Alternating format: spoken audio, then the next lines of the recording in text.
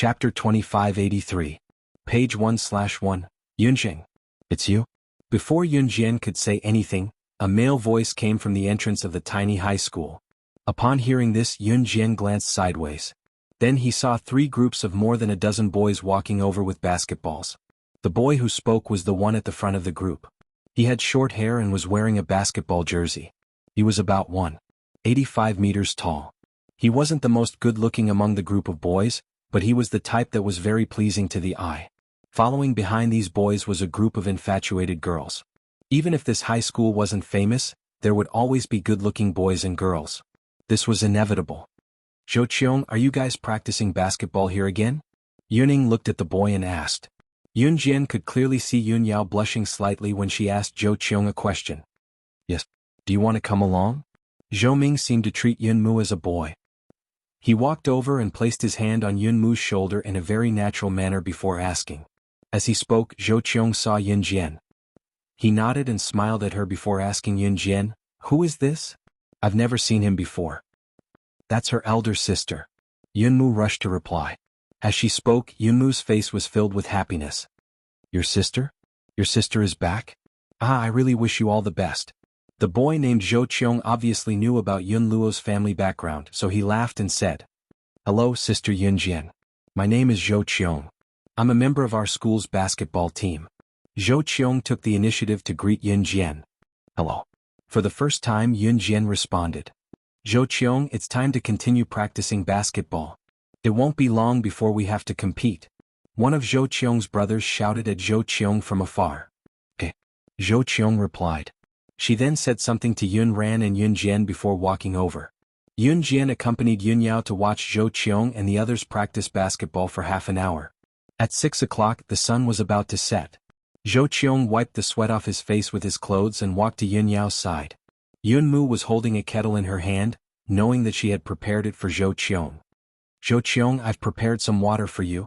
Just as Zhou Qiong was about to reach Yun Yao, a girl suddenly spoke up. As she spoke, the girl handed her water bottle to Zhou Qiong. "Yun Han, why are you fighting with me over the water? You're not a girl. What if people see you handing water to Zhou Qiong and think you're a girl?" The girl glanced at Yun Mu with disdain before passing her water to Zhou Qiong before Yun Mu could. "No need, I'm not thirsty." Seeing this, Zhou Qiong smiled awkwardly. Actually, it was not that Zhou Qiong was not thirsty, but he did not want to make things difficult for Yun Yao. "All right."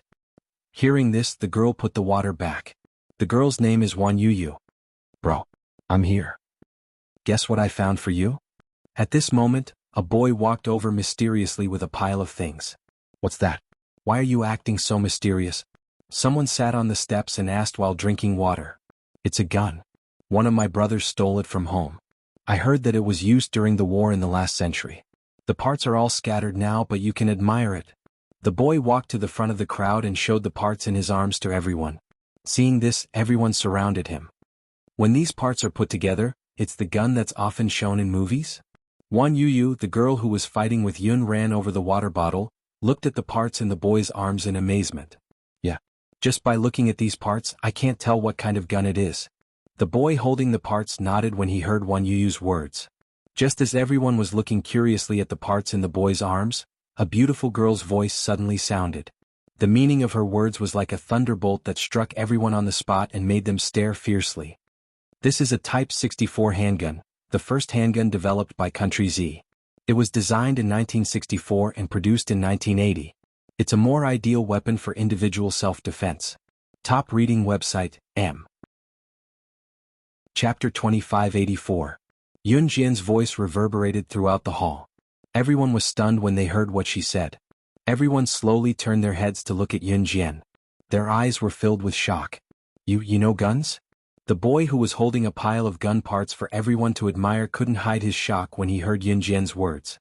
Wan Yuyu, the girl who had fought with Yun Jian to pass water to Zhou Qiong and said that Yun Jian was a man. She also looked at Yun Jian in shock. The girls present were all good-looking. Yun Jian was the most outstanding among them. Everyone was a high school student who had never been out of the city and didn't have many distracting thoughts. Therefore, no one paid too much attention to Yun Jian. Although the people here were poor, they hadn't gone out into society. Therefore, everyone's thoughts were relatively simple. "I'm interested," Yun Jian said under everyone's gaze. "Interested?" Even if you're interested, your family probably doesn't have the funds to let people read about guns, right? Wan Yuyu interrupted Yun Jian as though she was eager to interrupt Yun Jian. As soon as she finished speaking, Wan Yuyu immediately turned to look at the boy holding all kinds of gun parts and added, Mu Zishi, other than loving to play basketball, I often see you guys reading books about guns after class, right? She's a girl. Her understanding of guns definitely isn't as profound as yours. Moreover, Mu Zishi, the gun you brought has already been turned into parts. How could she possibly recognize it? Wan Yuyu didn't hate Yun Jian to the bone at first sight.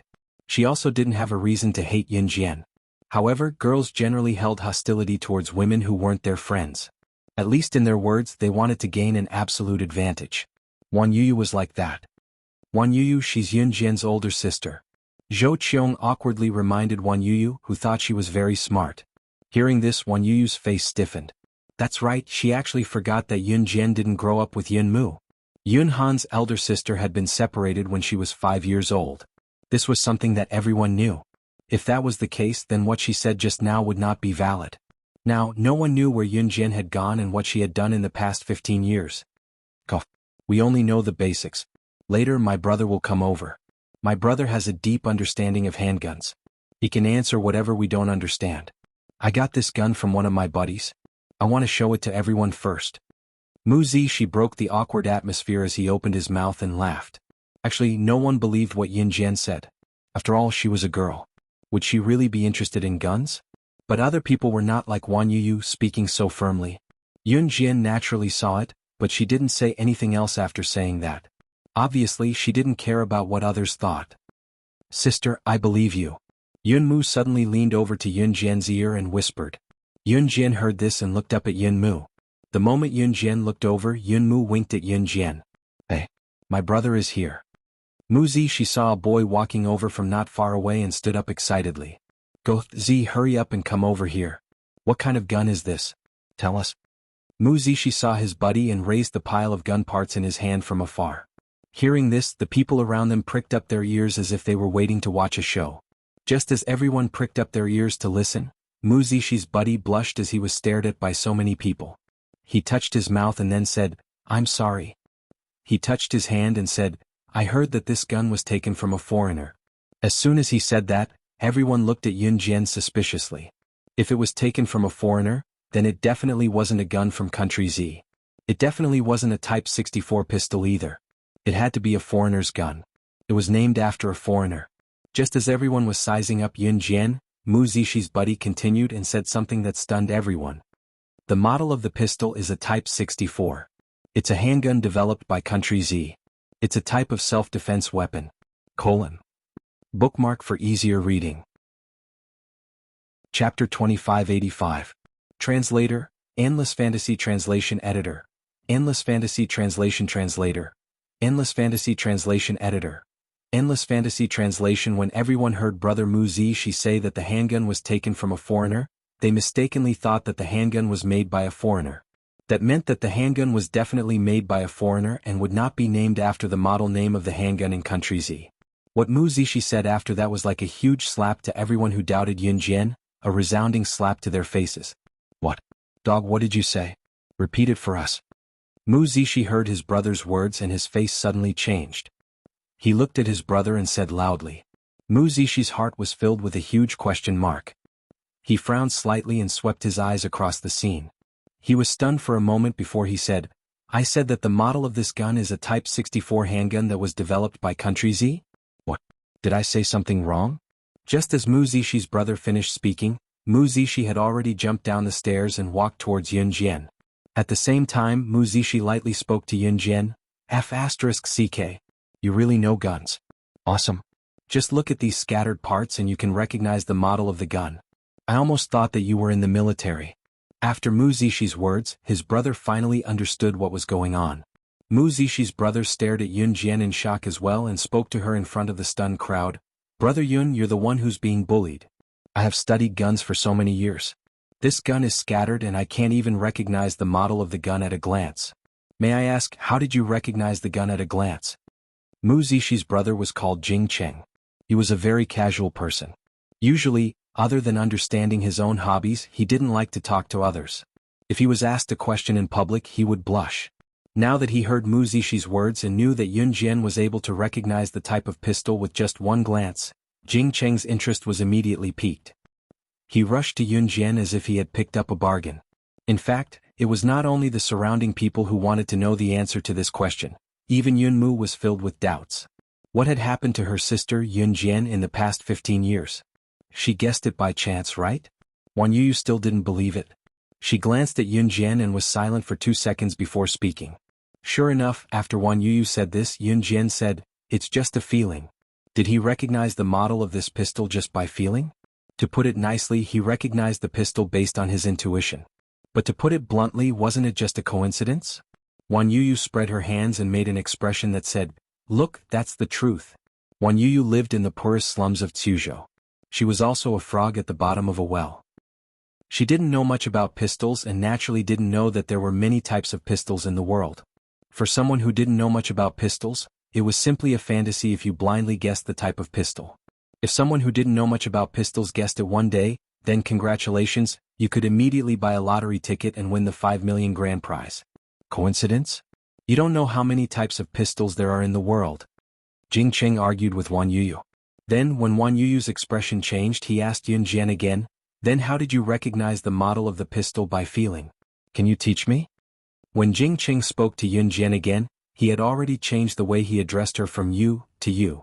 Who knew that after Jing Cheng asked this, Yun Jian would lightly pat her pants that were stained with dust from sitting on the steps and pull Yun Mu down the steps. Everyone thought that Yun Jian didn't plan to pay attention to Jing Cheng and was about to leave. But who knew that when Yun Jian walked halfway, she suddenly turned around. Her beautiful eyes flashed sharply, but she only left Jing Cheng with a sentence that everyone present didn't quite understand, but they trembled from head to toe. One day, when you have no choice but to hold all kinds of guns in your hands and fight enemies, you will naturally be able to recognize the type of gun by feeling. Translator, Henyi Translations Editor, Henyi Translations. Chapter 2586. Zhou Ran's sister-in-law came to visit. Yun Jian's words were very subtle, giving people a feeling that they didn't fully understand what she meant. However, if one thought about it carefully, what she said was not difficult to understand. The knowledge learned from books was far less clear than the knowledge gained from an hour of actual operation. For example, if you were to learn English from books for 6 years in primary school, 3 years in middle school, and 3 years in high school, a total of 12 years of learning, it would definitely be better than throwing you into an English-speaking country for 2 years. All of Jing Cheng's knowledge of firearms came from books. This kind of knowledge could at best be regarded as rote memorization. What Yun Jian meant was the actual operation. When you are able to operate all kinds of firearms with ease, even if you don't know what kind of firearm it is, or even if you don't know it yourself, it will be deeply imprinted in your mind and can't be erased. "Let's go home for dinner." Everyone around them was stupefied by Yun Jian's words. It was not only because Yun Jian was able to say something so profound, but more importantly, it was because Yun Jian was able to say something like that. Did that mean that she was very knowledgeable about firearms just as she said? She had once had to hold all kinds of guns in her hands to fight the enemy? Country Z was a country that prohibited the use of firearms, and Yun Jian was Yun Mu's biological sister who had been separated from her for 15 years. If you compare this, in that case, where had Yun Ying's sister Yun Jian gone all these years? The hearts of everyone present were filled with doubt, and they urgently wanted to know the answer. However, by the time everyone wanted to ask, Yun Jian had already walked far away with Yun Mu. "Zhou Qiong, see you tomorrow?" After Yun Yao and Yun Jian were more than 10 meters away from the crowd, she turned around and waved at Zhou Qiong. "See you tomorrow?" Zhou Qiong nodded at Yun Lian. Her short black hair was very dazzling under the setting sun. Even though Yun Mu had thousands of questions that she wanted to ask Yun Jian personally, she still chose to ask after dinner. After returning home, Zhou Ran had already prepared a very sumptuous dinner: a small fish the size of a hand, a plate of homegrown vegetables, a nest of pickled meat and bamboo shoots, and a plate of glutinous rice intestines stir-fried with meat. The last 2 dishes were produced during the new year. Because Zhou Ran's family raised pigs, she was given some pork. She developed the pork and even made glutinous rice sausages. If it was in the past, this amount of food was enough to last Zhou Ran and Yun Yao for 5 days. But today, when Yun Jian came back, Zhou Ran compared the dinner she made in the evening with the previous one. It was much more sumptuous. "Jin, I don't know what kind of life you've been living all these years outside." "I'm sorry." Zhou Ran's tears fell again as she spoke. It's okay. I've been living well all these years. Yun Jian pressed her lips together and pulled a napkin from the table to pass it to Zhou Ran. Zhou Ran quickly wiped her tears away. This dish isn't particularly good, but try it. Try Mom's cooking. Zhou Ran stood up to take some food for Yun Jian. Yun Jian ate everything that Zhou Ran took for her. To Yun Jian, she did not have a strong relationship with Zhou Ran since they had not known each other for long. However, Zhou Ran was someone Yun Jian cherished greatly. Clang clang clang. While Yun Jian and Zhou Ran were in the middle of their meal, a woman in her 40s rushed in. The woman was holding a metal pot. When she saw Zhou Ran, she placed the pot in front of Zhou Ran and started yelling. Well done, Zhou Ran. You're really something. How dare you send my mom to the hospital after she fainted from anger? Do you have a conscience? None of us have ever mistreated you when we were in the Yun family. How shameless can you be? My brother has already shown off to you. You're still clinging to him. Chapter 2587. Translator, Endless Fantasy Translation Editor. Endless Fantasy Translation Translator. Endless Fantasy Translation Editor. Endless Fantasy Translation. The person who came was none other than Yun Ni's younger sister, Yun Shan. Yun Shan was Yun Ni's younger sister and Zhou Ran's sister-in-law. In a way, she was still Yun Jian's aunt in name. When Yun Ni and Yun Shan's mother, the old lady, was sent to the hospital because of Yun Jian, Yun Shan rushed over with the iron pot in her house. Yun Shan was furious. She heard that her mother was sent to the hospital because of Zhou Ran's eldest daughter. She was preparing dinner when she heard that Zhou Ran's eldest daughter had returned and was sent to the hospital because of Zhou Ran's eldest daughter. What? That old lady was sent to the hospital because of her own anger. What does it have to do with my mother? Also, when my mother was in your house, she suffered so much because of you. You should be the ones who are shameless. My father and mother were in love with each other. Why did you have to force them to divorce? Old woman. Yun Shan was not one to be scolded.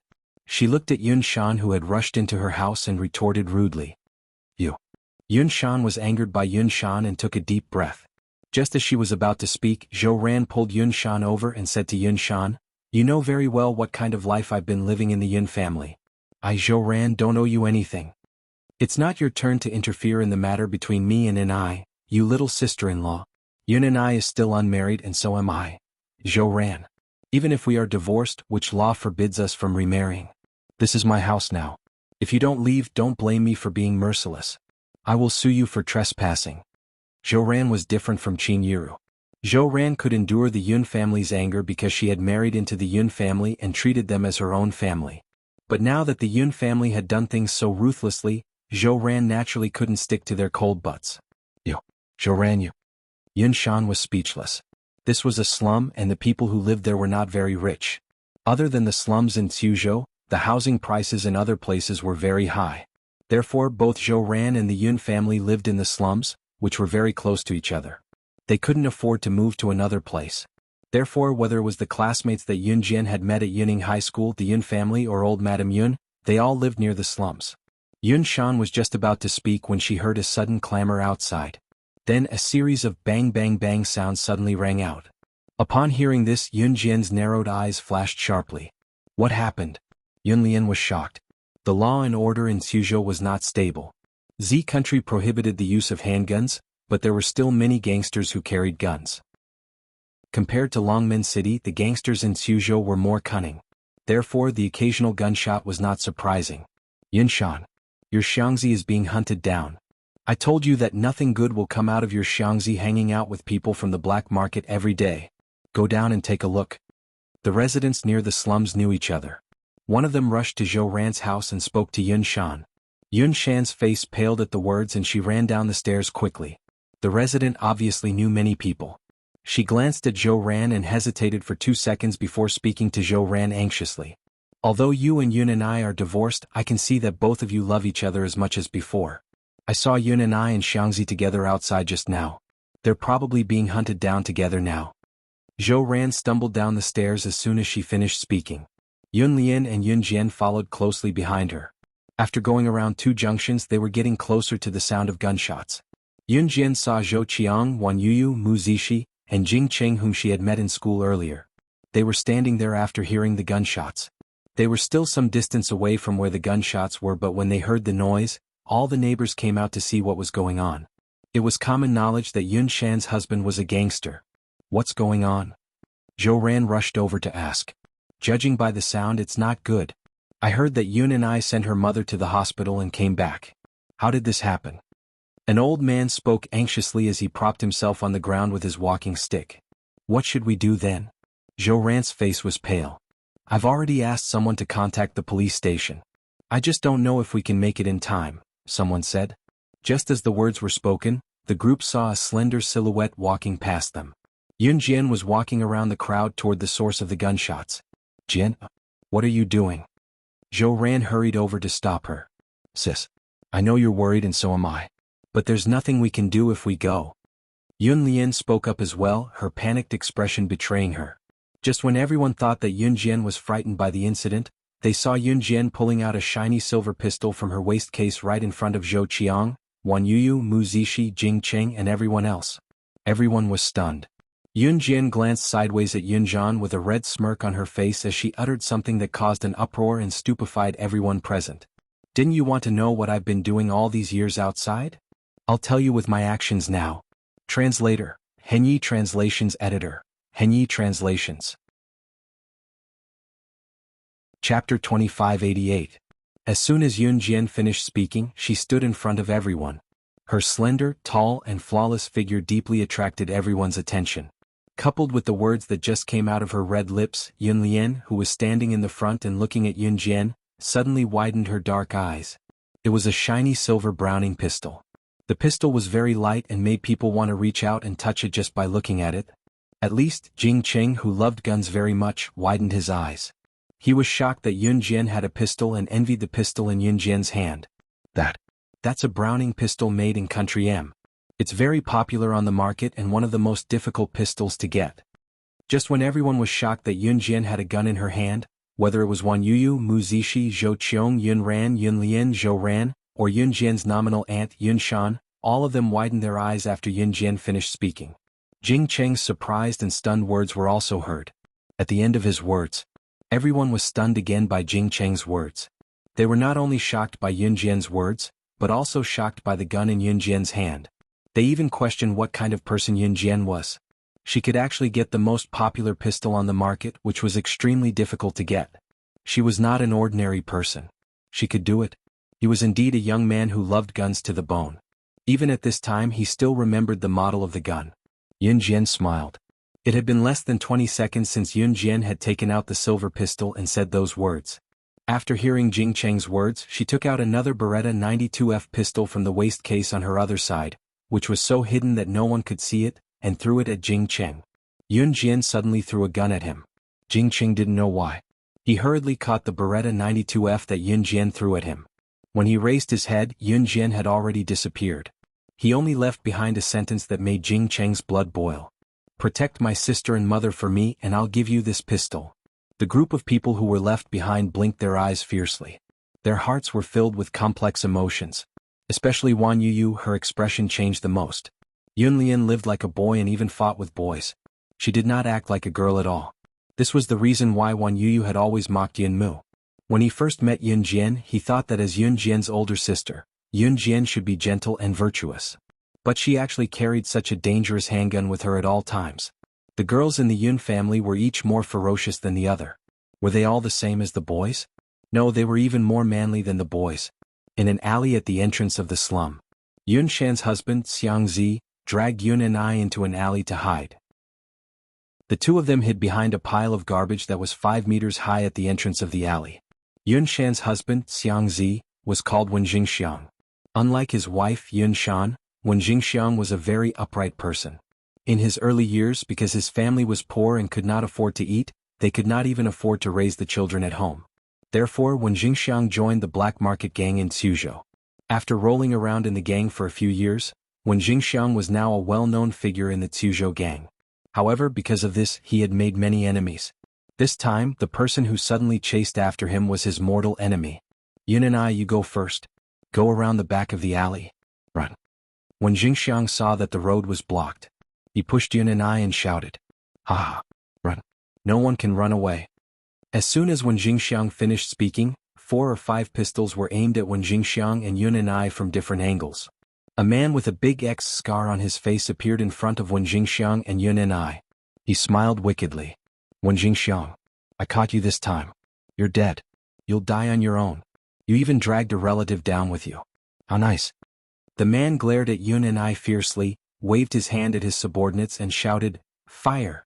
Beat the two of them into a hornet's nest. Bang bang bang bang bang. As soon as the man finished speaking, a series of gunshots rang out. The man's 5 subordinates, who were holding guns and pointing the muzzles at Wen Jingxiang and Yun and I, were shot in the wrists one after another along with the gunshots. The guns fell to the ground. The man's subordinates held their wrists and shouted.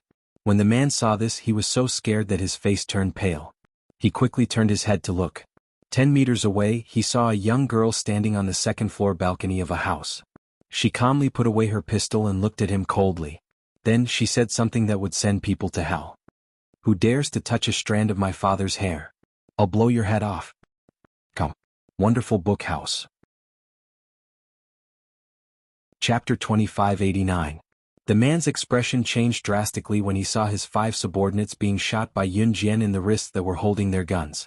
While the man was still in shock, Yun Jian was already holding onto the second-floor balcony that was more than 10 meters away. She jumped from the simple balcony that was 3 meters above the ground to the flat ground easily. Then, her long ponytail swayed at her waist as she walked over like the wind. Yun Jian was dressed in a black top and loose black pants. She was holding a shiny silver pistol in her hand. She looked like the queen of the night, showing off her graceful figure in the evening that was about to descend the mountain. Jian Jian. Yun and I stared at the silver pistol in Yun Jian's hand in disbelief. His expression was terrifyingly dark. Yun and I, this is the daughter you brought home yourself? Wen Jingxiang's eyes widened in disbelief as he stared blankly. As a member of the black market, how could he not know about such an aura? Yun's daughter that had been lost for 15 years. In the 15 years that they were separated, could it be that? F***ck. Consider yourselves lucky. It won't be this easy next time. The man with the huge X scar on his face turned and ran after he said that when he realized that the timing was not right. When his subordinates saw this, they also chased after the man with the big X scar on his face. When Jingxiang and Yun and I breathed a huge sigh of relief when they saw this. Yun and I, your daughter is amazing. If it wasn't for your daughter, When Jingxiang held his arm that was grazed just now and told Yun and I. However, just as he said that, bang. A gunshot that startled the birds on the telephone pole and sent them flying away suddenly rang out when Jingxiang was halfway through his conversation with Yun and I. On the other side, the scarred man who had a big X on his face, was about to run away when a bright bullet pierced through the middle of his head. The scarred man's body swayed and his footsteps stopped. In the next second he fell to the ground with a plop and no longer moved. F***ck. Yun and I, your daughter. Seeing this, Wen Jingxiang stood up in shock. He covered the abrasions on his arm and ran to where the scarred man had fallen. In this era it was illegal to kill people. But generally in a place like Tsuzhou, there were more hooligans and gangsters. If you had someone to protect you, it would be fine. It was common for people to die in the black market. However, Wen Jingxiang did not expect that Yun Jian would actually kill someone. She was just a teenage girl. What had he encountered in the past? After killing someone, he didn't even bat an eyelid. Bring your leader's body back. Tell your gang members that if they want revenge, come to 309 Jindonkyo Road in the slums and look for me, Yun Jian. Without waiting for Wen Jingxiang to speak, Yun Jian put away her gun and coldly spoke to the dead man's subordinates. When the man's subordinates heard this, they were stunned. In the next second, they lifted the man's body and left as if they were fleeing. It was only when everything quieted down that Wen Jingxiang looked at Yun Jian. Scratching his head throbbing, he looked at her and said, I'm sorry. How could you kill him? You'll have to go to jail. Yun and I also walked over, trembling all over. She was trembling because Yun and I was afraid that her daughter would be forcibly arrested and sent to jail as soon as she came back. It was all his fault. It was all because he, as a father, did not do his duty and did not educate her properly. Yun and I also scratched her head. Just as Yun and I and Wen Jingxiang looked anxious, Yun Jian suddenly spoke. Her words were still as cold as ice. You have to dig up the roots to cut the weeds. He deserved to die. Chapter 2590. What kind of environment made Yun Jian the person she was today? Yun and I and Wen Jingxiang didn't understand. The two of them hurriedly brought Yun Jian back to Yun Ni's house. The neighbors who were standing at the intersection and didn't dare to go forward when they heard the gunshots had already gone home. Only Yun Ran's classmates Zhou Qiang, Wan Yuyu, Mu Zishi, Jing Qing and Yun Shan followed in. Dad, what's wrong with you guys being so flustered? Also, you guys should be fine just now, right? Dad, did sister save you guys? Sister is also a gangster like uncle-in-law, right? Yun Ran looked at Yun and I and asked curiously. As she spoke, she looked up at her uncle-in-law Wen Jingxiang. Lian, let your classmates go home first. Yun and I glanced at Zhou Qiang and the others and said to Yun Ran in a panic. Uncle, we won't say anything. We just want to hear how Yun Ran's sister saved you and uncle-in-law just now. Wan Yuyu said after Yun and I finished speaking. This was an interesting matter. Of course, everyone wanted to know what had happened as soon as possible. Therefore, none of them were willing to leave. You guys, nothing happened just now. Nothing happened. Yun and I said against her will. As she spoke, Yun and I pressed her fingers to her forehead and revealed a helpless expression. Once this kind of thing happened, the gang that the man who was shot by Yun Jian belonged to would definitely come looking for them. Just now, that man did want to kill Yun and I and Wen Jingxiang, but that man definitely had someone protecting him. Now Yun Jian killed him instead. Yun and I come here. Wen Jingxiang waved at Yun and I. When Yun and I came over, Wen Jingxiang leaned over and whispered in Yun Ni's ear, I'll go to our gang and beg our boss to see if he can save your daughter. As he spoke, Wen Jingxiang ran out of the door. Xiangzi, please. Yun and I shouted at Wen Jingxiang. Both of them thought that Yun Jian had killed that man and had no power or influence. She was doomed for the rest of her life. However, what they didn't know was that when the two of them were extremely anxious, Yun Jian was sitting on the bench with a calm expression, without the slightest trace of panic. Zhe Province, Min City. Mu Ying's house. Mu Ying, who had taken the medicine made by Yun Jian, was completely fine. It wouldn't be a problem for Mu Ying to live for a few more decades. The feeling of her body rejecting her soul had already disappeared. Mu Ying and Mad Dragon began to live a sweet life again. However, Mu Ying found that after she gave her body to Mad Dragon, although the two of them ate a lot of forbidden fruit, Mad Dragon didn't take off his shirt every time they did it. Even when she boldly proposed to take a bath with him with a blushing face, Wild Dragon rejected her flatly. This made Mu Ying very uncomfortable. However, she wanted to take a bath with him. Walala, the sound of Mad Dragon taking a shower came from the bathroom. Mu Ying took the bathroom key and quietly walked to the bathroom door. She inserted the key into the bathroom door lock. With a kacha sound, the door was opened by her. However, when she entered the door, Mad Dragon had already put on a bathrobe and was looking at her with his arms crossed. Seeing this, Mu Ying pouted and turned to walk out. Break up, break up. I want to run away from home. Just as she turned around and took 2 steps, Mad Dragon rushed over and hugged Mu Ying from behind. I won't allow it. Even if you die, you can only die in my arms. Mu Ying took advantage of the moment when Mad Dragon reached out and hugged her back to pull off the tie on Mad Dragon's bathrobe. She turned around and looked at Mad Dragon's upper body with a look of success on her face. However, what she saw were deep and shallow marks that were obviously imprinted not long ago. It looked like a chest that had been deliberately tortured. The wounds were shocking. Come. Wonderful book house. Come. Chapter 2591. These marks and wounds were all left by Mad Dragon when he learned about Mu Ying's physical condition and asked the perverted doctor's son for medicine. The perverted doctor's son burned them with iron and branded them. Even a thick-skinned person would not be able to withstand this kind of punishment that was similar to ancient torture. But Mad Dragon endured it for the sake of his beloved woman. He could have avoided this punishment. With Mad Dragon's own strength, he could have beaten the perverted doctor's son hundreds of times, but for Mu Ying, he did not say a word and forced himself not to use his strength to endure this punishment. This is. Mu Ying saw the scars on Mad Dragon's chest and instantly burst into tears. She carefully stroked Mad Dragon's chest and said with a flustered expression, This is the medicine you and Mrs. asked for me last time? Mu Ying was very smart and hit the nail on the head with one sentence. But just as Mu Ying finished speaking and her tears were about to flow out of her eyes again, Mad Dragon suddenly bent down and kissed her eyes, kissing away the tears that were about to flow out of her eyes. So you can't say anything about leaving me again in this life, or I'll kill you with my own hands and accompany you to hell. Even if he went to hell, he, Mad Dragon, would never let go of her hand. She could only be his woman. If not, then they would go to hell together. Hey Province, Zhuzhou. When Jingxiang, who had hurriedly ran to find his gang's boss, returned to Zhou Ran's house. As soon as he entered Zhou Ran's house, Wen Jingxiang rushed into Zhou Ran's house and said to Yun Jian anxiously, without caring that Zhou Qiao, Wan Yuyu, Mu Zishi, Jing Cheng and other classmates were still there. Our boss agreed to save you. But he needs to know which gang you're from. Your gang's code name. When Wen Jingxiang said this, his face was filled with anxiety. To Wen Jingxiang, it was because of him that Yun Jian was in this situation. Therefore he had to bear this responsibility. Gang? Code name? Sister, are you really a gangster too? Yun Lian was shocked and asked in a daze. Ever since Yun Jian had said to Yun Mu before she went to save people, "Don't you want to know what I've been doing all these years? I'll use my actions to tell you." Whether it was Yun Mu or everyone present, they all thought that Yun Jian had been involved in the underworld all these years. Now that when Jingxiang asked Yun Jian this question, everyone present was even more convinced of this point. Gangsters at such a young age? So powerful. When Mu Zishi heard this, he was somewhat stupefied.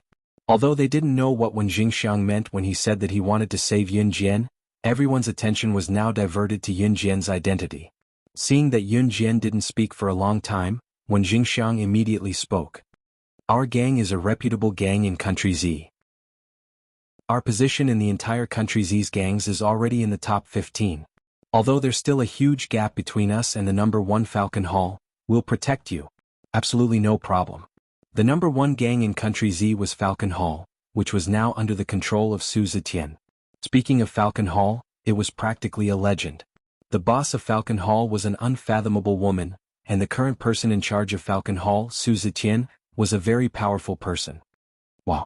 Yun Han, your uncle-in-law is actually a member of such a powerful gang. After hearing Wen Jingxiang's words, Jing Cheng exclaimed to Yun Mu. Amazing. Wan Yuyu couldn't help but be stunned. On the other hand, Wen Jingxiang's gaze was fixed on Yun Jian. Just when everyone thought that Yun Jian wouldn't speak, or that she would reject Wen Jingxiang's claim that she was from a gang, Yun Jian suddenly said, "Do you really want to know?" "Yes. Because only by knowing this will our gang's boss be willing to send people to protect you," Wen Jingxiang said solemnly. Everyone's gaze shifted to Yun Jian. At this moment Yun Jian's red arc rose. She saw that Zhou Ran, Yun and I, and Yun Mu were all looking at her with expressions that said they wanted to know what she had been doing all these years. Pursing her red lips, Yun Jian spoke coldly in front of everyone, but her name was like a sudden tsunami that swept through everyone's hearts. The gang I'm in is called Falcon Hall. Code name, Rakshasa: Bookmark for easier reading. Chapter 2592. Page 1/1. Everyone sucked in a deep breath when they heard Falcon Hall. Yun Jian was actually from Falcon Hall. It was no wonder that she possessed such strength. Falcon Hall was indeed a legendary gang. A young girl of Yun Jian's age could be trained to such an extent. Everyone's eyes widened and their jaws dropped when they realized that Yun Jian was actually from Falcon Hall. After all, not everyone could join a gang like Falcon Hall just because they wanted to. If the 3 words Falcon Hall had led the crowd to believe that Yun Jian had joined Falcon Hall and become an insignificant figure, it would have been the truth. Then the 2 words Rakshasa at the back smashed everyone's heads hard, causing everyone present to be stunned on the spot, unable to react for a long time. "What did you say?" When Jingxiang couldn't help but roll his eyelids. He stared at Yun Jian in disbelief, then asked loudly and sharply. "Wasn't Rakshana the woman who led Falcon Hall to become the number 1 gang in Country Z in just a few years? Wasn't she supposed to be a legendary young woman in her 30s? What's wrong? How could he be so much younger than what the legend said?" Mu Zishi was also looking at Yun Jian in astonishment. He licked his dry lips, completely losing his composure in front of his classmates. Obviously there were many gangs in Suzhou, and the security there was not very good. Therefore the people in Suzhou were more gangsters, especially those who lived in the slums. They were completely different from Qin Yuru and the others who lived in Xinjiang town and Longmen city. Everyone knew about these gangs. Mu Zishi looked at Yun Jian's back in front of him. Just as he was about to shout, he saw Yun Jian slowly turn around. Her high ponytail flowed naturally, giving off a cool and forthright feeling. All around, the silence was frightening. Yun and I, Zhou Ran and Yun Mu were so shocked that their faces trembled slightly. Yun Shan was pale with fright. Wen Jingxiang's expression changed slightly, but he was also slightly stunned. As for Yun Mu's classmates Zhou Qiang, Wan Yuyu, Mu Zishi and Jing Cheng, they were stunned when they heard that Yun Jian was the nationally renowned boss of Falcon Hall at such a young age. After a while, Yun Jian, who stood in front of everyone, turned slightly, her lips curling into a stunning red arc as she nodded without denying it. That's right. Falcon Hall is mine. 10 minutes later, Yun Jian sat on one of the few benches in Zhuran's house, surrounded by a dozen pairs of eyes. God, I can't believe it. Falcon Hall was founded single-handedly by Yun Ai's sister. Zhou Qiong scratched her short hair and asked Yun Jian in astonishment. The legendary boss of Falcon Hall, Luo Sha, is a woman whose talent, strength, and looks are on par with hers. Looks like she really lives up to her name. Mu Zishi adjusted his glasses on the bridge of his nose and said knowledgeably. I was worried for nothing. When Jingxiang said with a smile as he wiped the sweat from his forehead that he had just been scared out of. Yun Jian ignored everyone's shocked gazes. She stood up and scanned the surroundings. Then her gaze landed on Yun and Zhou Ran and Yun Mu. She said, I can't tell you everything that happened in the past 15 years, but since I'm back, I won't let you live like that anymore. I bought a villa worth 30 million yuan in the modern villa forest on the outskirts of Tsuzhou. Take it as my gift to you. Translator, Atlas Studios Editor, Atlas Studios. Chapter 2593. Translator, Endless Fantasy Translation Editor. Endless Fantasy Translation, page 1/1. The poorest people in Tsuzhou lived in the slums. The wealthiest people in Tsuzhou lived in the modern villas in the suburbs. One would have to be worth at least 5 million yuan to move to the modern villas in the suburbs. In this era, a villa worth more than 30 million yuan was the kind of luxurious villas that were often shown in television dramas. It would take 3 to 5 minutes to drive from the villa's entrance to the Shin family's courtyard. Yun Jian's words were undoubtedly a blow to everyone present. F***ck. Mu Zishi slapped the table hard and stood up at once. Due to the shock, Mu Zishi accidentally tripped when he stood up and fell to the floor with a thud. He did not even care about the pain as he looked up at Yun Jian. F***ck. Rich. Bro, help me check if my heart is still in my chest. Oh my god, I'm about to pee my pants. Mu Zishi grabbed his buddy Jing Cheng's hand, looking like he had aged from the shock. Cut it out. Jing Cheng hit Mu Zishi while he was down and pressed his finger against Mu Zishi's forehead. Wan Yuyu's entire body had already stiffened into a stone statue, not moving at all. Yun Shan was so envious that her saliva was about to drip onto the floor, but when Jingxiang's expression remained unchanged. Logically, Zhou Ran and Yun and I, as Yun Jian's biological parents, should be overjoyed. After all, Yun Jian had been doing well all these years to be able to give them a villa worth 30 million yuan as a greeting gift. However, Zhou Ran sensed something when she heard Yun Jian's words. She rushed to Yun Jian under everyone's gaze and grabbed Yun Jian's hand to ask Yun Jian loudly. Jian, you're still leaving? Aren't you going to stay by our side? As expected of her biological mother, Zhou Ran immediately understood the meaning behind Yun Jian's words. Big sister, are you not going to live with us? Yun Yin also looked at Yun Jian with an expectant expression and asked. Everyone's heart tightened slightly. Everyone hadn't realized it earlier, but now they all realized it. Since Yun Jian was the boss of Falcon Hall, Rakshasa, it meant that her future path would be completely different from the rest of them. Naturally, her life could not be fixed in the small Tsuzhou of He Province. Under the expectant gazes of Yun Mu, Zhou Ran, and Yun and I, Yun Jian's raised eyebrows slightly smoothed out. She still spoke with a superficial expression, which made everyone present realize that Yun Jian's words were different from the rest. I'm sorry, but I won't stop moving forward for anyone. Staying here is not a life that suits me. From the moment I was abducted and stepped into the world I lived in, the ordinary life of an ordinary person had already left me. If I take a step back, I'll be facing a bottomless abyss. There's no room for choice. So, this is all I can do for all of you. Yun Jian's words were a little confusing to those who heard her. Yun Jian's identity as the boss of Falcon Hall, Rakshasa, was destined to be extraordinary. In spite of it, the group understood the other meaning behind Yun Jian's words. Could it be that her identity was far more than that? They could not help feeling doubtful. Just as they were feeling doubtful, Yun Jian, who was sitting on the bench in front of them, stood up. Her red arc slightly pursed, and under everyone's gazes she continued to speak to Yun and I, Zhou Ran and Yun Lian, saying a sentence that caused everyone to boil with anger. Back then, my younger brother was abducted because of me. Those people kidnapped him to threaten me in order to control me. Translator, Endless Fantasy Translation Editor, Endless Fantasy Translation. Chapter 2594. Originally Yun and Zhou Ran and Yun Mu were still grieving over Yun Jian's unwillingness to live a normal life with them. Yun and Zhou Ran even hated themselves for losing Yun Jian back then, which put Yun Jian in a dilemma. The boss of Falcon Hall must have gone through a lot to get to where she was today. However, Yun and Zhou Ran, Yun Mu, Wen Jingxiang, Yun Shan, Zhou Ran, Wan Yuyu, and everyone else present still underestimated Yun Jian's status. They thought that being the boss of Falcon Hall was already an incredible thing. However, everyone knew that being the boss of Falcon Hall was not enough for them to go through a lot of hardships to dig out Yun Jian's family background, and then come all the way to Tuzhou to kidnap Yun Jian's biological brother, Yun Zhu, to threaten Yun Jian. Then did Yun Jian have another identity? When Jingxiang widened his black eyes and stared straight at Yun Jian. What? Zhe. After hearing Yun Jian's words, Zhou Ran recalled how Yun Zhu was deliberately captured. She never thought that her son was kidnapped because of her long-lost daughter. Before Zhou Ran could voice her doubts, an unpleasant voice that was hoarser and coarser than a rooster's voice came first. What? My precious eldest grandson was lost because of a woman like you who can't even grow a beard. The voice was almost roaring. Judging from the unpleasant voice, it was hard to tell whether the voice belonged to a man or a woman. Yun Jian glanced over and saw her nominal grandmother, who had fainted because of Yun Jian's anger, rushing into the room. She was also cursing in the local language, which was extremely unpleasant to hear. The old lady hated Yun Jian because Yun Jian was her granddaughter. As soon as she entered the room, the old lady happened to hear Yun Jian say that her bastard grandson was lost because of Yun Jian.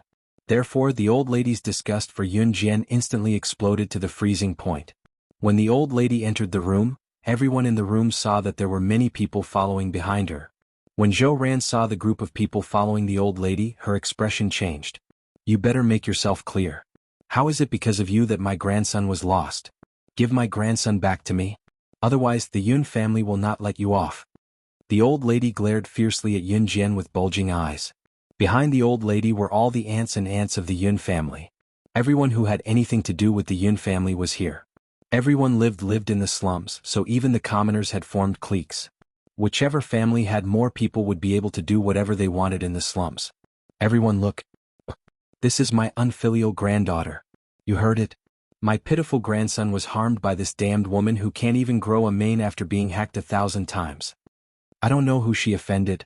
She even caused the death of my poor grandson. The old lady called Yun Jian a woman who couldn't grow a penis. Just from thinking about it, one could imagine how stubborn the old lady's preference for boys was. The old lady and the others did not hear Yun Jian calling herself the boss of Falcon Hall. Now the old lady took the lead and rushed into the room to surround Yun Jian, Zhou Ran, and the others. Mom, why are you out of the hospital so soon? Yun and I glanced at the old lady. What? You unfilial son, do you want me to die in the hospital? The old lady put her hands on her hips and looked arrogant. After she finished speaking, the old lady pointed at Yun and I and said to the group of Yun family members she brought with her. Everyone help me catch this unfilial son. Yun and I has to agree to the wedding next month even if she doesn't want to. I've worked so hard to raise you. Don't tell me that I can't control you. The group of Yun family members that the old lady brought with her were all her relatives. 2 of them were the old lady's sons other than Yun and I, and a few of them were the descendants of Yun Ni's father's brothers. All her close relatives were present. After the old lady finished speaking, the group of adults from the Yun family immediately rushed over fiercely to catch Yun and I. Yun Ni's eyelids twitched. Zhou Ran's heart ached. Back then the old lady had forced Zhou Ran and Yun and I to divorce like this. However, just as the large group of Yun family members were about to approach Yun and I, a petite figure stood in front of Yun and I. The beautiful girl looked up slightly. In front of the dozen or so tall and strong men of the Yun family, she did not show a trace of fear. On the contrary, she expressionlessly curled her lips and provoked them. If you want to take my father away, defeat me first. Come. Wonderful Book House. Chapter 2595. Yun Jian had actually thought of letting Yun and I, Zhou Ran, and Yun Mu move to Longmen City. However, it was impossible. Humans were sentient creatures. No matter how tough life was, they would not be willing to leave after living in a place for half their lives. Zhou Ran and Yun and I were the same. Here, however, the old lady would force Yun and I to marry a woman she did not like. The Yun family still retained the old tradition of obeying one's parents when it came to marriage. Therefore, the uncles of the Yun family were on the old lady's side. They surrounded Yun Jian, Yun and I, Yun Mu, and Zhou ran like they were crusading against evil. Logically, even if Yun Jian was the boss of Falcon Hall, it should be a little difficult for her to face so many people, should it not? In spite of it, Wen Jingxiang did not think so much. Stop it now. Wen Jingxiang was afraid that the Yun family would really lay their hands on Yun Jian, so he quickly stepped forward to stop them.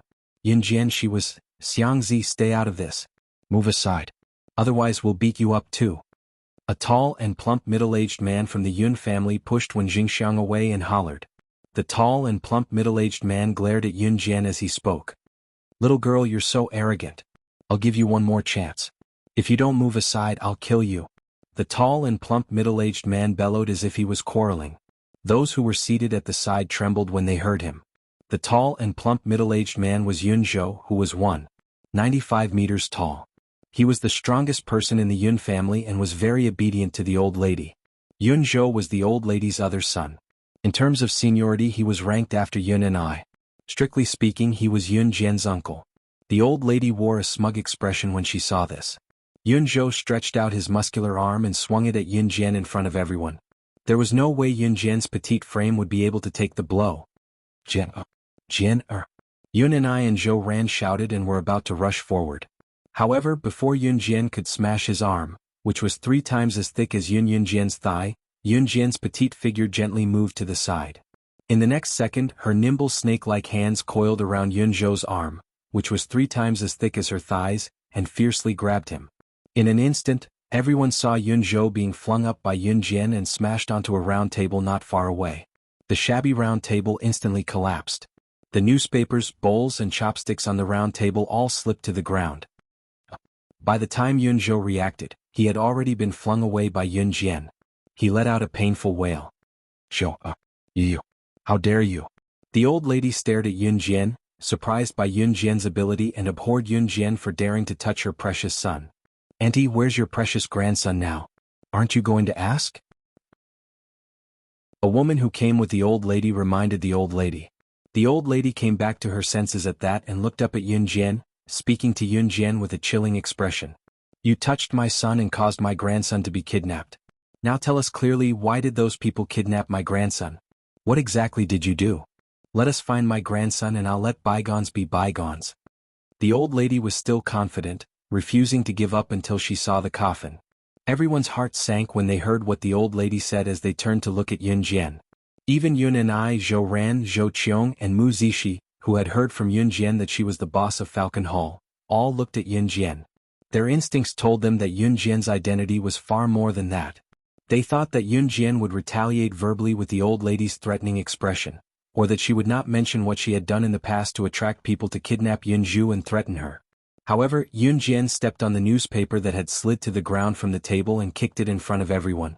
On the newspaper there was a headline titled, "Many young children were kidnapped and sent to assassin organizations to train for many years to become killing machines, killing 1,009 people in 3 years." Everyone's hearts trembled when they saw this. If they guessed correctly, it was the same for Yun Jian 15 years ago. Just when everyone was puzzled and had a vague answer in their hearts, Yun Jian raised her slightly lowered eyes in front of everyone.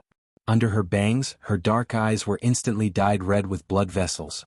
Under everyone's gaze, she said something that made the old lady faint, the Yun family members scared half to death, and Yun and I, Zhou Ran, Zhou Qiong and the others terrified and shocked. I've killed many people over the years, so naturally I've made more enemies. If they touch my father again, I don't mind killing a few more. After all, the number of people I've killed is much more than the number of third-rate assassins in this newspaper. Come. Wonderful book house. Come. Chapter 2596. Translator, Endless Fantasy Translation Editor. Endless Fantasy Translation, page 1/1. After all, the number of people I've killed is much more than these third-rate killers in the report. The last sentence left Yun Jian's red arc quietly. The old lady, who was originally full of murderous intent towards Yun Jian, Yun Zhou, who was grabbed by Yun Jian and smashed the round table, and more than 10 people in the Yun family, including Yun and I and Zhou Qiong, all looked at Yun Jian, who was emitting a gloomy aura from head to toe. Their hearts couldn't help but tremble slightly. Yun Jian's words were clearly flat without any ups and downs, but the meaning in her words was extremely frightening. When Yun and I heard this, he rushed forward and reached out to grab the newspaper that Yun Jian had kicked in front of the old lady and the dozen people in the Yun family. His hands trembled like a spring as he read the headline of the big news in the newspaper with a trembling voice. Have you ever seen a killing machine more powerful than the killer agents in the movies? According to the confession of the 10 killers who were arrested 9 years ago, they were abducted into the killer organization and underwent inhumane training with thousands of children. In the end, there were only 20 killers left. They went on missions for 3 years and killed a total of 1,009 people. It is reported that more than half of the children who were abducted more than 10 years ago were sent to the killer organization. When he read this, Yun and I looked at the news report in the newspaper and couldn't continue. Coupled with Yun Jian's confession just now, in these years plop, the old lady was so frightened that she sat on the ground. Everyone in the Yun family avoided Yun Jian as if she were a tiger. Zhou Qiong, Wan Yuyu, Mu Zishi, Jing Cheng and the others were pale. Zhou Ran's expression was the same as Yun Ni's and Yun Mu's. There wasn't much change in her expression. Call the police, call the police. The old lady sat on the ground, her eyes blank. She trembled as she turned over and crawled out of the door. The meaning of Yun Jian's words wasn't obvious.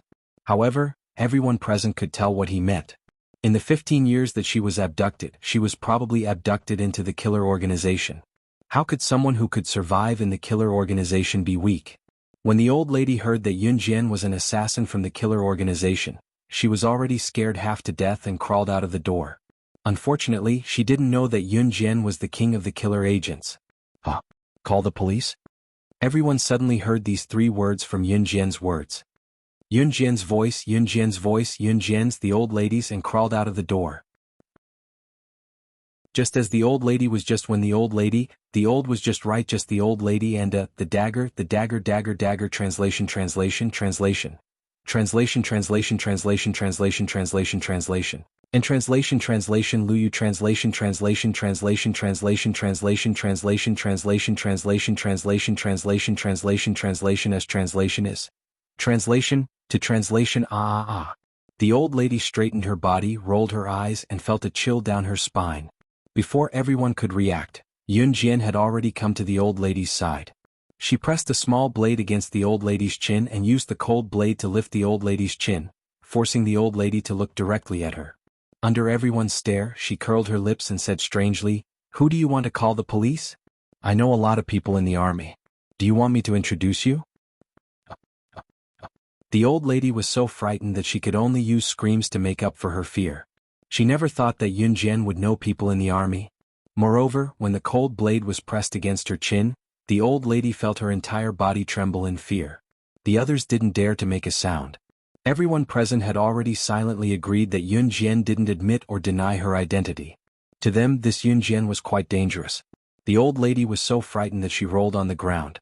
In addition to using words to provoke her, Yun Jian also hypnotized the old lady to make her even more emotional. Seeing that the old lady couldn't stop trembling crazily, Yun Jian stood up from her half-squatting position. Her lips curled into a red arc as if nothing had happened. She pursed her lips and smiled at everyone as if nothing had happened. "It seems that my dear grandma is too excited because my dad and mom are about to remarry today. Everyone, tomorrow at Mingming Hotel in Suzhou City, there will be a small gathering for my dad and mom's remarriage ceremony. You are welcome." Translator. Endless Fantasy Translation, translation, translation, translation. Chapter 2597. The old lady had been hypnotized by Yun Jian since just now, so she was in constant shock.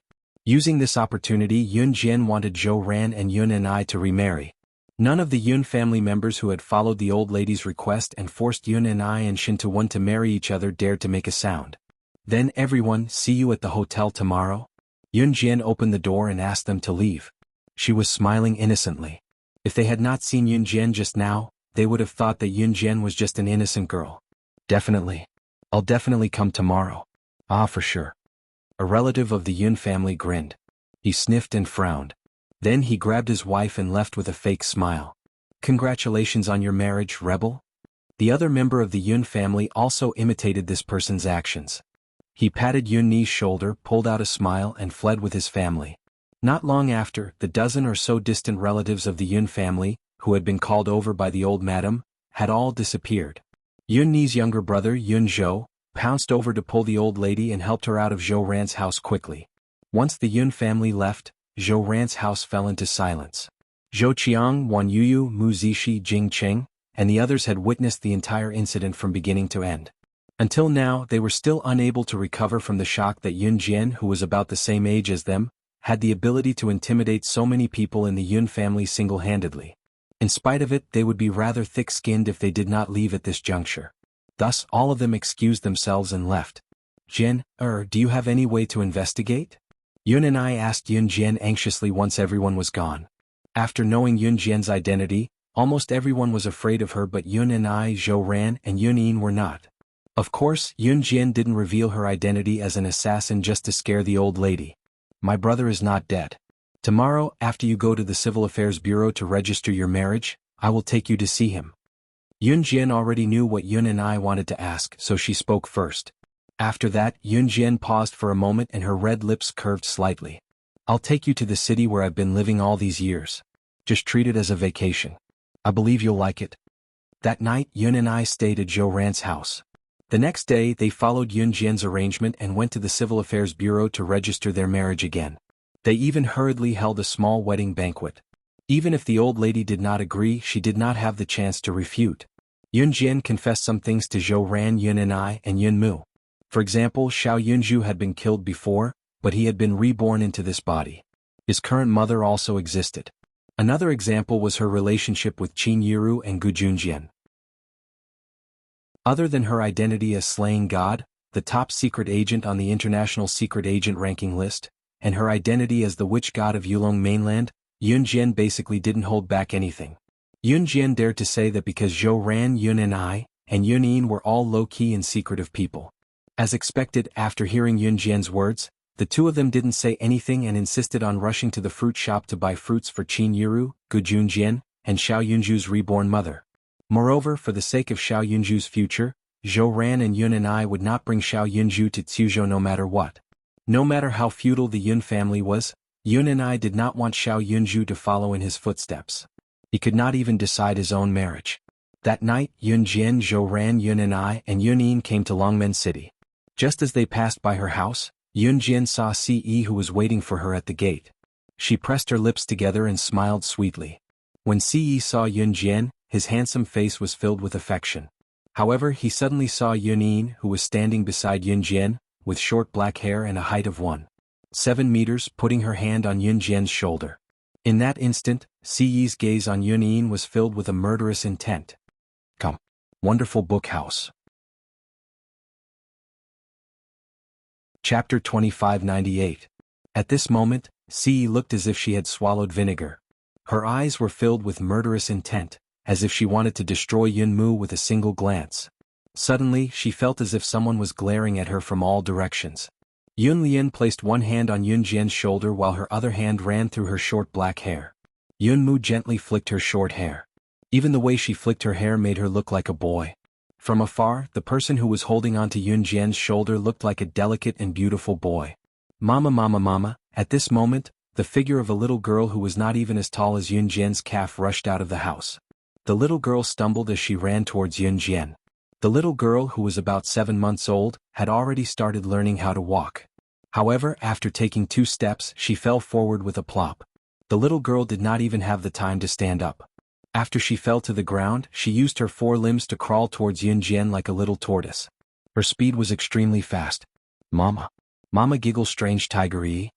The little girl crawled in front of Yun Jian. After Yun Jian picked the little girl up from the ground, the little girl used a tiny voice that no one could understand and started babbling. Others might not understand, but as the little girl's mother, how could Yun Jian not understand? The meaning of the words Mama giggle strange tiger-y was not difficult to understand. The little girl wanted to convey the message, Mama big brother bullied me, but the tone of the words was forcefully changed. This is. Yun Mu had never seen such an adorable baby before. She was at a loss as to what to do as she stretched out her hand and gently tapped the little girl's cheeks like a spring.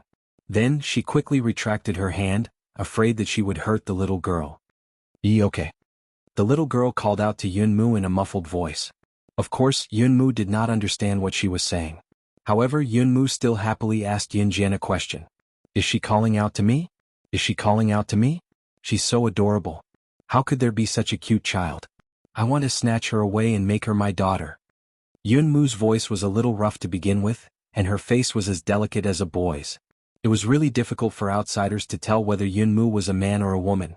Siyi's face gradually darkened. Jian, is this where you live? Take us to see your parents.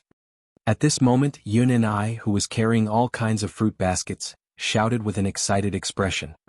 He looked like he was here to propose marriage to Yun Jian on behalf of his son. Needless to say, Siyi's expression darkened. The worst thing was that the little girl even laughed and hugged into Yunmu's arms. When Yuning took the little girl from Yun Jian's arms, her hand actually brushed against Yun Jian's chest. His chest. This time, Siyi's chiseled face was filled with displeasure as he walked over. He was going to throw this man who dared to touch his Xiao Jian's chest out here and hack him to death. This was what Siyi planned to do next. Siyi had always been a person who did whatever he wanted. With a dark expression, he walked over and reached Yun Jian in a few steps. Just as Siyi was about to act on his thoughts, what Yunmu said to Yun Jian while carrying the little girl carefully entered Siyi's ears, making Siyi's heart skip a beat. Chapter 2599. Siyi's next move was halted by Yunmu's greeting of sister and godmother. Yunmu hugged the girl and tried to cheer her up with all sorts of weird expressions. Hee. The girl giggled as well. Sister. That's great. You've given birth to such a beautiful daughter. My heart is about to melt. Yunmu's face was filled with excitement. Her motherly love was about to burst out. It's a boy and a girl, Yun Jian added when she heard Yunmu mistakenly thinking that she had only given birth to a girl. Oh, a boy and a girl. That's great. It's best to give birth to a boy and a girl. Treat the daughter like a treasure and play with the son. How great is that? Yunmu said seriously. What are you talking about? Both the daughter and the son are doted on. Zhou Ran chimed in with a grin. Yunmu still did not know that she had narrowly escaped death. She hugged the girl, unwilling to let go of her overflowing motherly love. Zhou Ran and Yun and I met with Qin Yiru and Gu Junjian and started chatting happily. Both families were like a family, getting along very well. In the end, if it were not for the fact that their homes were in Suzhou and they had lived there all their lives, Zhou Ran and Yun and I would have moved to Longmen City. Yunmu liked the girl so much that she carried her around and eventually stayed in the living room to teach the clever girl how to play rock paper scissors. Yun Jian went out with Siyi then. Qin Yiru and Zhou Ran chatted happily. Both of them were Yun Jian's mothers and both of them brusquely sent Yun Jian to the market to buy groceries. When Yun Jian went to the market to buy groceries, Siyi had to tag along. She also went to Lan Su's house to pick up the little girl. The little guy insisted on staying at Lan Su's house this morning, so Siyi didn't force him. At this moment they arrived at Lan Su's house. Just as she entered Lan Su's house, Yun Jian saw Leng Mei, Gunyanji, and Qing Yu freeloading at Lan Su's house. When they saw Yun Jian, all three of them stood up and greeted Yun Jian, Sister Jian. Yun Jian responded softly. Where did that guy go? Siyi asked. That guy of course was the little guy Sidan. Judging from Siyi's tone, she was most likely going to carry the poor little fellow with one hand again. Cough. Over there. Leng Mei pointed at Zhou Yiran's room in Lan Su's house. Yun Jian put down the vegetables she bought from the market and walked towards the small room. The two of them are playing games. Why don't we go in later? It's not easy for them to reconcile and stop fighting, Gunyanji suggested with a chuckle. Yun Jian held Siyi back and did not go forward. Have a bowl of mung bean soup I made. Lan Su came out of the kitchen with 2 bowls of mung bean soup and passed them to Yun Jian and Siyi. Haha, I realize that Sister Lan Su is becoming more and more like a housewife now. Leng Mei hugged the pillow on the sofa and rolled around to lie on Gunyanji. That's right. Gunyanji giggled in agreement. Mine. At this moment, Zhou Yiran's loud voice suddenly rang out from Zhou Yiran's small room. Oh. The little guy's babbling voice could be heard right away. Mine. Zhou Yiran seemed to be arguing with the little guy as his loud voice echoed in the room. Oh. The little guy was not to be outdone. Afraid that the two of them would fight again, Yun Jian, Siyi, Lan Su, and Leng Mei hurried to the small room. When she opened the door to Zhou Yiran's small room, she saw Zhou Yiran grabbing the little boy's collar. The little boy imitated Zhou Yiran and grabbed the corner of Zhou Yiran's clothes. The two of them pulled each other and rolled around on the bed. Then as Zhou Yiran's lips were intimately pressed against the little guy's. Bookmark for easier reading. Chapter 2600. Page 1/1. A loud smacking sound suddenly rang out from the moment the little fellow and Zhou Yiran's lips touched. Just like that, the two of them kissed in front of everyone. They kissed. Oh my god. Lung Mei slipped and almost fell onto Gunyanji. She covered her eyes awkwardly and turned around. She forced a smile that even she was shocked by. I didn't see anything. I didn't see anything. Lung Mei said as she grabbed Gunyanji and ran out of the door. At this moment, Zhou Yiran was being straddled by the little guy. He blinked his large eyes and reacted in an instant. He frowned and reached out to push the little guy away. After that, Zhou Yiran stood up and vomited beside the bed. He even complained in front of Ce, "It's disgusting. It's not as fragrant as my wife's lips." The little guy was pushed onto the bed by Zhou Yiran. Like a lively little turtle, he looked at the ceiling without speaking or moving. He looked like a little wife who was being bullied. Yun Jian quickly walked over and picked up the little guy with a smile. Ce walked towards Zhou Yiran with a dark expression. I just bought a lively fish at the market. It'll definitely be delicious when cooked. Ah, we're in for a treat tonight. At that moment, Adam walked into the room with a big fish in his hand. As soon as he walked into the room, he saw Ce's handsome face. His words slowly stopped. Before Adam could figure out what was going on, he heard the calamity that was his doom coming from Ce's lips. Adam, take your son with you. You must get on the bus to the Amazon in 10 minutes.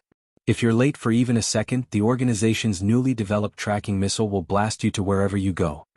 Ce had given the order to kill them this time.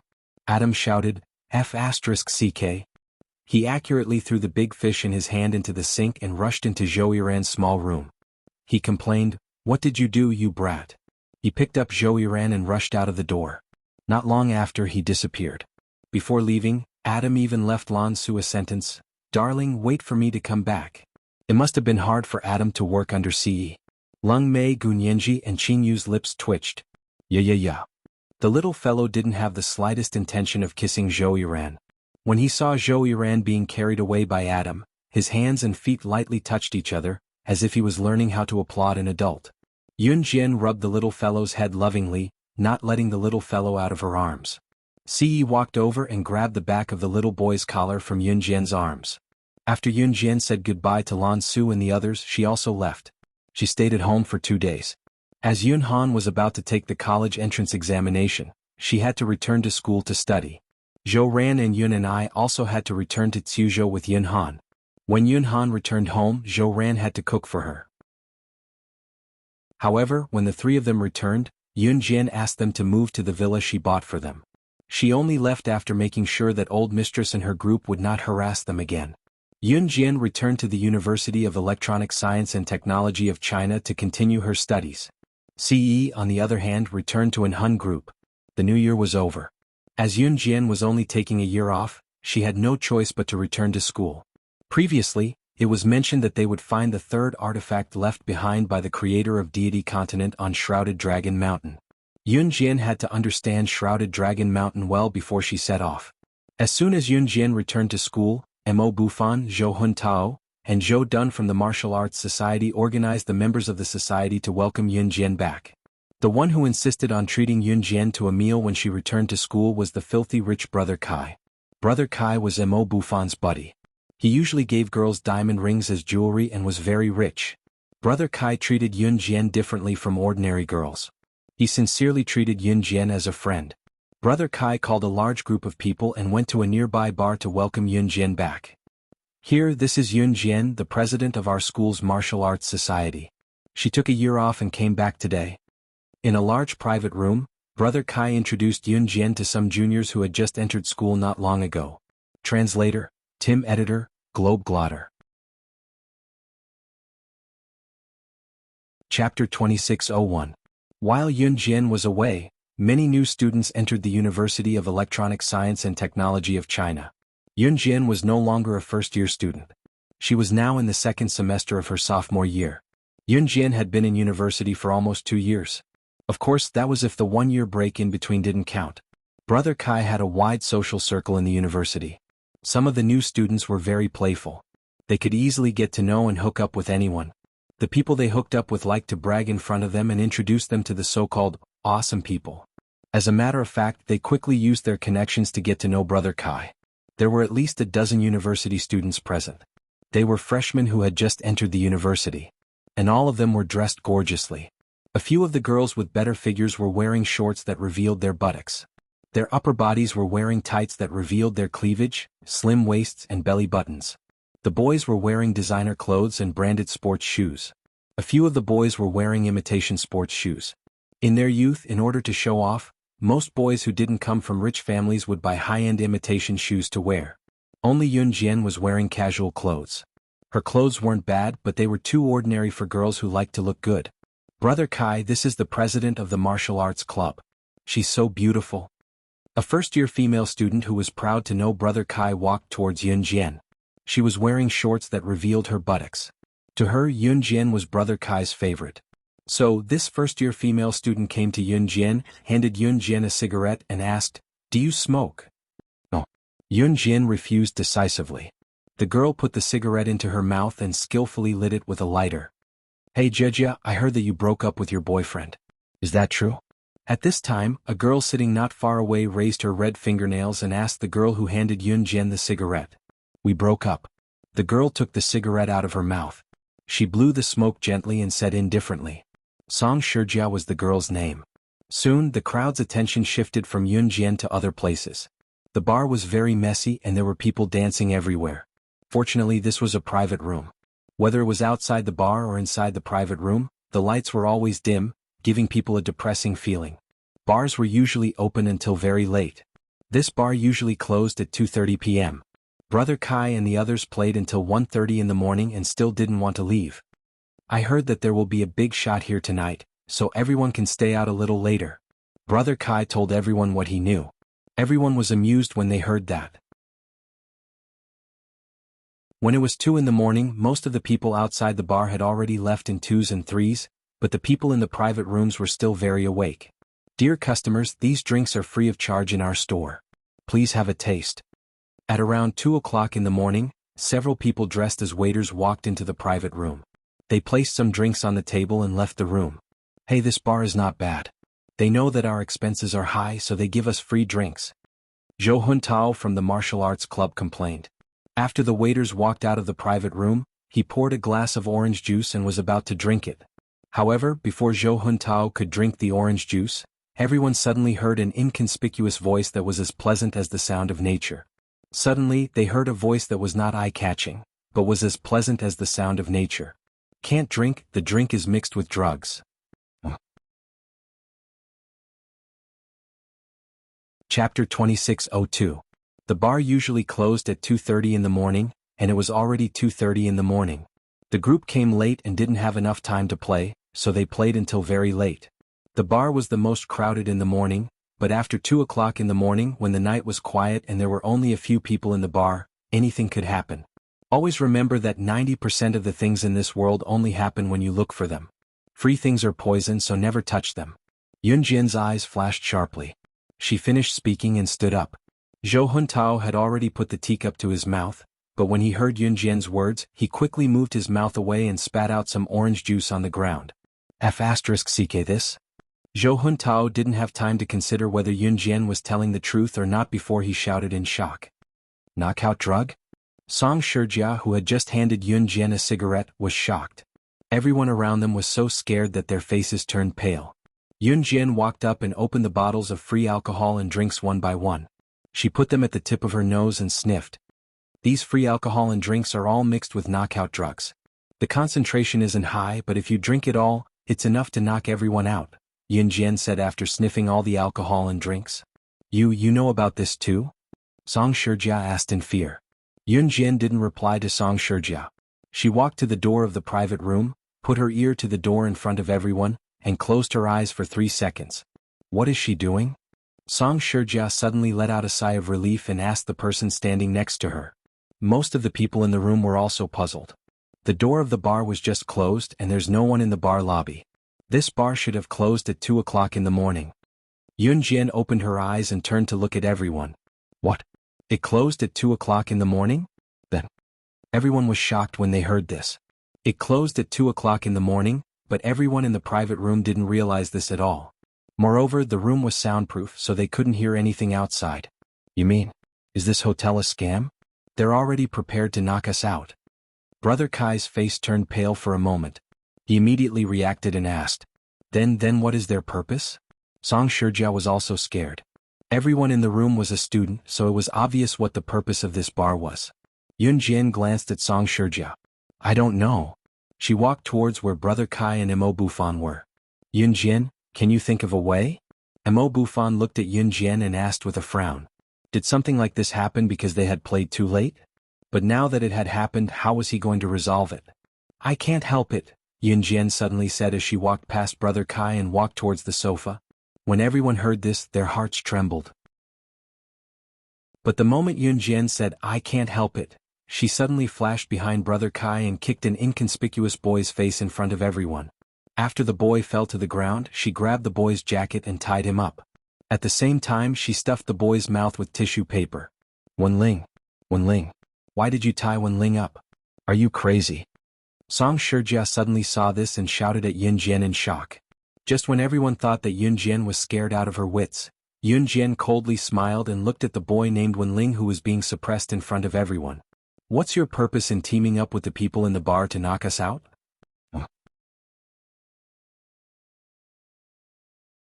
Chapter 2603. Wenling and Song Shijia knew each other and they were all freshmen. Not long after they entered the school, they started fooling around with everyone. Usually he looked like an outstanding and helpful boy. What do you mean by that? Song Shijia looked at Yun Jian and asked in shock. Yun Jian did not explain to Song Shijia. She turned around and kicked a stool in the private room while everyone's expressions changed in shock. The stool with 4 unconnected legs bounced up and down for a while in front of everyone. It bounced 3 meters away and landed firmly on Wenling's head, whose back was facing the ceiling. Wenling's mouth was stuffed with toilet paper and he could not speak. Song Shijia and her group of freshmen, as well as everyone present, were shocked when they saw Yun Jian kick the stool and it landed on Wenling's head without any deviation. If the stool with 4 unconnected legs had been slightly off, it would have landed on Wenling's head. If it had landed from such a distance, Wenling's head would probably have been smashed until it bled. Yun Jian, why did you accuse him? Mo Bufan frowned and asked Yun Jian. He went to the toilet 3 times midway, Yun Jian replied. You even remembered that? A freshman asked Yun Jian in surprise. In the end, the freshman added, but even so, you can't accuse Wenling of teaming up with the people in the bar to drug us. What's your motive for saying that? Yun Jian also ignored the boy. She turned to look at Brother Kai and asked, was it your idea to come to this bar? After Brother Kai heard this, he replied, no, Wenling introduced her to me. Played until 2 in the morning? This seems to be Wenling's suggestion too. Since everyone is having so much fun, they should go back later. Brother Kai did not notice this before and thought for a while before replying. Everyone's eyes widened when they heard this. But all of them looked at Yun Jian in shock. How did she know that Wenling betrayed everyone? Her observation skills were too amazing. Haha, I didn't expect that I would be discovered. At this moment, the door to the private room was opened, and a middle-aged man with a broken arm walked in under the protection of a group of people. Whoa! When Wenling saw the middle-aged man, he cried out twice. What a piece of trash. You can't even fool a group of students your age. Do you still want money for your mother's treatment? The middle-aged man with a broken arm glared at Wenling and chuckled.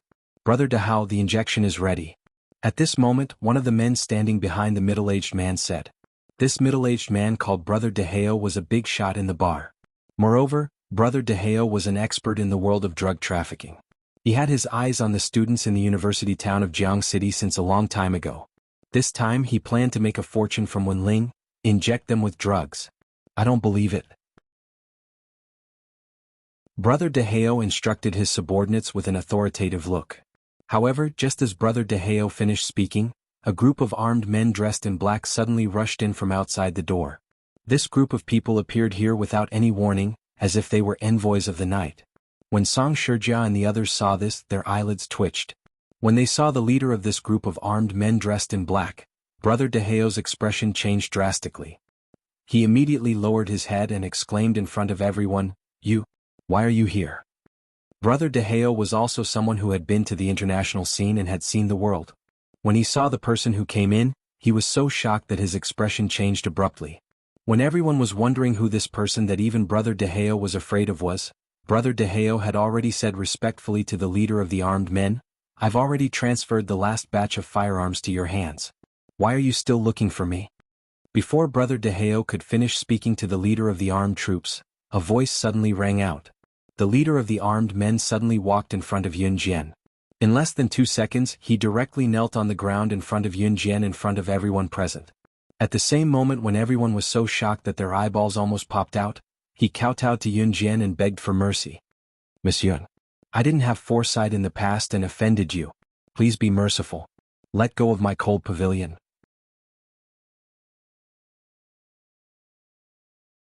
Chapter 2604. The person who came was not an outsider. He was Si Yi's biological father on Earth, Si Chu. Ding. Ding. At the same time he was the head of the Cold Pavilion and Arms family. Ever since Si Chu failed to force Si Yi to marry him a few years ago, Si Yi had severed all ties with Si Chu. The Cold Pavilion was an internationally renowned arms family. Yun Jian had been eyeing it for a long time. A few months ago she got the chance to take over the Cold Pavilion. Before Yun Jian made her move, she even asked Si Yi if she had feelings for the Cold Pavilion. Si Yi's reply was, "If you like it, it's yours." A few days ago the Cold Pavilion was completely destroyed by Yun Jian, and its arms family fell into Yun Jian's hands. However, they did not expect Si Chu to come here and beg for mercy. What's going on? What's going on? Brother DeHeo was horrified. When the people present saw this scene, they all turned to stare at Yun Jian. Brother DeHeo was such a powerful person, yet he actually knelt down and begged for mercy in front of Yun Jian? Senior, this is... Song Shijia looked at Yun Jian in a daze and was about to speak. I don't know him. Yun Jian interrupted Song Shijia and glanced at Si Chu. Then she turned to Si Chu and added, I'm just an ordinary female student at the University of Electronic Science and Technology of China. You must have mistaken me for someone else. It turned out that he had mistaken her for someone else. Everyone heaved a sigh of relief. Yun Jian, I thought you were in the underworld. You actually colluded with an arms family. Zhou Huntao heaved a sigh of relief. When everyone heard Yun Jian's words, they felt relieved. Yun Jian glanced at Si Chu. Seeing that Si Chu was stunned, she did not say anything and walked out of the room. Mo Bufan, Brother Kai, Song Shijia, and the others saw that Yun Jian actually left the private room in front of Brother DeHeo and the others. They were afraid that Brother DeHeo wouldn't let them go, so they quickly chased after Yun Jian. Brother DeHeo was afraid of Si Chu, so he didn't dare to send people to chase after them. He just watched as Yun Jian and her group disappeared before his eyes. After Yun Jian and the others left, Brother DeHeo swallowed hard. He looked at Si Chu and said in a slightly flattering tone, She's gone. Do you want me to send someone to bring her back for you to confirm? To Brother DeHeo, Si Chu was someone he could not afford to offend. However, Si Chu was still kneeling in front of Yun Jian with a piece of paper in his hand. Other than Si Chu, no one saw that the piece of paper was thrown to him by Yun Jian. This is... Brother DeHeo originally thought that Si Chu had found the wrong person. When he saw the piece of paper in Si Chu's hand, he suddenly remembered that Si Chu didn't stop Yun Jian from leaving just now. If that was the case, then that teenage girl was someone that even a big shot like Si Chu would be so scared that he would kneel down when he saw her. Brother DeHeo panicked. Fortunately, he didn't do anything to that group of people. After leaving the bar, Mo Bufan, Brother Kai, and the others ran to the school dormitory building at lightning speed. On the way, they didn't dare to stay for a moment, afraid that the group of people would find them again. Phew. I was scared to death just now. Fortunately, Yun Jian was there. Otherwise, we wouldn't even dare to imagine what happened just now. Zhou Huntao took the lead and led everyone to the school dormitory building. He took a few deep breaths and spoke. That's right. We should thank Yun Jian properly. Yun Jian? Where did Yun Jian go? Zhou Dun responded. He wanted to find Yun Jian to thank her, but after looking around he couldn't find her. She said she went back to the dormitory first. A girl explained with relief. In the bar. Brother DeHeo lowered his head and led Si Chu and the others to the bar entrance. Then he saw a petite figure standing at the bar entrance. This petite figure suddenly appeared at the entrance. It was so strange that Brother DeHeo and the others panicked. The next moment, the owner of the figure turned her head sideways and changed her posture of a female student. They saw Yun Jian's red arc curl. She looked at Si Chu and sneered in a completely different tone in front of everyone. Chapter 2605. She wanted to kill Si Chu. Brother DeHeo's plump body trembled violently. He took 2 steps back, but his eyes were fixed on Yunjian. Were these words really supposed to come from the mouth of a young girl who was less than 20 years old? Who was this young girl? You still have 30 seconds.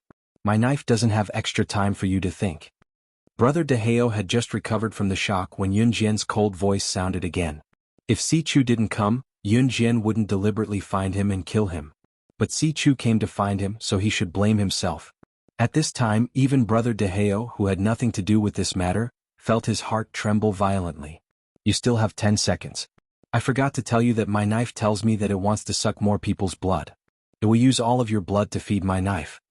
Yunjian stood in a dark place with a shiny butterfly knife in her hand. She was expressionless when she said this, but her words were frightening. That strange figure made everyone feel like they were in a suspense movie. Brother DeHeo's face started to turn pale.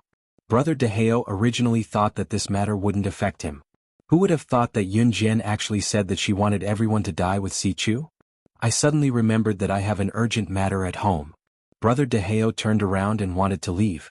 But just as he turned around, a blade brushed past his ear and pierced a bottle of wine on the bar counter. Bang bang. The bottle of wine fell to the ground, making a sound that would make people shiver. Brother DeHeo quickly walked back to his original place. I don't have to go home after that. Before he could finish his sentence, go home. 32. Yunjian had already started the countdown with her beautiful voice that sounded like the call of death. Brother DeHeo and the group of people standing next to him almost stopped breathing. How could they have provoked such a terrifying demoness? Fight. Fight. At most they would all die here. However, just as Brother DeHeo and the others were so frightened that their faces turned green, thinking that Si Chu would definitely not be able to give a reason this time, the countdown started in the last second. Do you want to know the secrets of the sandalwood box and the wooden fan among the 3 divine artifacts left behind by the creator of the gods' continent, Xingfeng? At the last second, Si Chu spoke. At this moment he spoke in a solemn tone. Yunjian narrowed her eyes. After pausing for 2 seconds, Yunjian sheathed her knife. Speak. Yunjian went straight to the point. Give me back the cold pavilion. Otherwise, you will never know the message left behind by the creator of the gods' continent, Xingfeng. Si Chu said loudly. Sure. Yunjian narrowed her eyes and agreed. Hearing this, Si Chu heaved a sigh of relief. What's the deity's continent? Brother DeHeo and the others were confused. At this moment, Si Chu was no longer as weak as before. He turned around and waved to Yunjian. Come with me. They returned to the private room. Si Chu was not trying to stall for time. He handed a letter to Yunjian and said, This was given to me by an expert when Si was born. That expert told me that the cold pavilion would be taken away by a teenage girl in the future. If that day comes, I should give this letter to her. I didn't believe it at first, but now. Si Chu opened his mouth and finally said something. Hearing this, Yunjian's eyes moved. She immediately took the envelope and opened it to take out the letter. However, when she saw the black words on the white paper inside the envelope, Yunjian's eyes widened. The letter said, if you want to talk about campus rebirth, the strongest female secret agent with more like-minded people, follow advanced study literature on WeChat. Talk about life, find confidants. Chapter 2606. The appearance of the letter was very ordinary. There was nothing special about it. However, the words on the white paper made Yunjian's eyes widen. This was because this letter did not come from Earth, nor did it come from the Yulong continent, nor did it come from the deity continent. It came from another world. It was a handwritten letter left behind by the creator of deity mainland, Xingfeng. After reading the contents of the letter, Yunjian looked up at Si Chu and asked, Who was the person who gave you this letter? I don't know. I only know that the person was wearing a ghost mask and was dressed very ordinarily. I don't know anything else, Si Chu replied. The words ghost mask were deeply imprinted in Yunjian's heart. She had heard Yi Ji mention before that Yuan Xing, who sent her the letter, wore a ghost mask all year round. If that was the case, could the person named Yuan Xing be related to the creator of deity mainland, Xingfeng? Perhaps he would know more about Xingfeng. Holding the letter in her hand, Yunjian turned around. She took 2 steps forward and turned back to look at Si Chu. She asked, Have you read this letter? No. I don't know why, but I can't open this letter, Si Chu replied immediately. Yunjian did not say anything. She turned around and left. After Yuan Xing took Yi Ji away last time, she was sent back to Qin Yuru's house. However, in order to overcome her fear of this world, Yiji went to school again. She was still a boarding student. Therefore Yunjian had not seen Yiji during this period. She suddenly went to Yiji's school to look for her. When Yunjian arrived at Yiji's class, all her classmates looked at Yunjian in surprise. Yiji, someone is looking for you. It was a self-study class. A student who was sitting on the podium and acting as a teacher looked after the students spoke to Yiji. Hearing this, Yiji stood up, trembling, and walked out. Come with me. Yunjian glanced at Yiji and grabbed her hand to go outside. Oh. Yiji's classmates saw Yunjian grabbing Yiji's hand. They looked as if they knew a secret. However, Yunjian ignored them. Yiji lowered her head in fear. Yunjian brought her to the most secluded place in the school where no one could see her. Do you know where the person who sent me the letter is? Yunjian asked. Yiji was stunned and then shook her head. He hasn't appeared in front of me in a long time. To Yuan Xing, she was probably just a passerby in his life, an irrelevant person. Therefore, it was impossible for Yuan Xing to revolve around her. Because even when she was bullied in the past, Yuan Xing only stood by the side and did not do anything. She was not important to him at all. Yunjian's eyes narrowed. Close your eyes, Yunjian suddenly told Yiji. Huh. Yiji was stunned, but she still closed her eyes. She believed everything Yunjian said. As soon as Yiji closed her eyes, Yunjian raised her hand and slapped Yiji's face. If this slap landed on Yiji's face, Yiji would definitely fall to the ground. Yunjian did not hold back. However, just as Yiji felt a gust of wind on her face, her hand was suddenly pulled. In the next second, Yunjian saw a tall man wearing a ghost mask appear. He pulled Yiji to his chest from behind. Come. Wonderful book house. Chapter 2607. Yiji was suddenly pulled behind him. When she realized what was happening, she had already slammed into the man's chest. Suddenly she felt a hard wall-like body behind her. Yiji was stunned. She instinctively opened her eyes. She looked up and saw the side profile of a man wearing a ghost mask. Yuan Xing. Why are you here? Yiji looked at the man in the ghost mask. Her red lips moved slightly and she frowned in surprise. After all, ever since Yuan Xing took her away and sent her back to Qin Yuru's house and she entered the school, Yuan Xing had not appeared for a long time. Why did he appear today? He's been following you. Yunjian looked at Yuan Xing, who was wearing a ghost mask. Her lips curved into a red arc as she chuckled. Finally Yunjian paused. She narrowed her eyes and stared at Yuan Xing. She said in a firm tone, You're Xing Feng's man. Yuan Xing was a follower of deity's continent's creator, Xing Feng. Yiji did not understand anything. She blinked her eyes and crawled out from Yuan Xing's chest. At this moment Yuan Xing patted Yiji's head.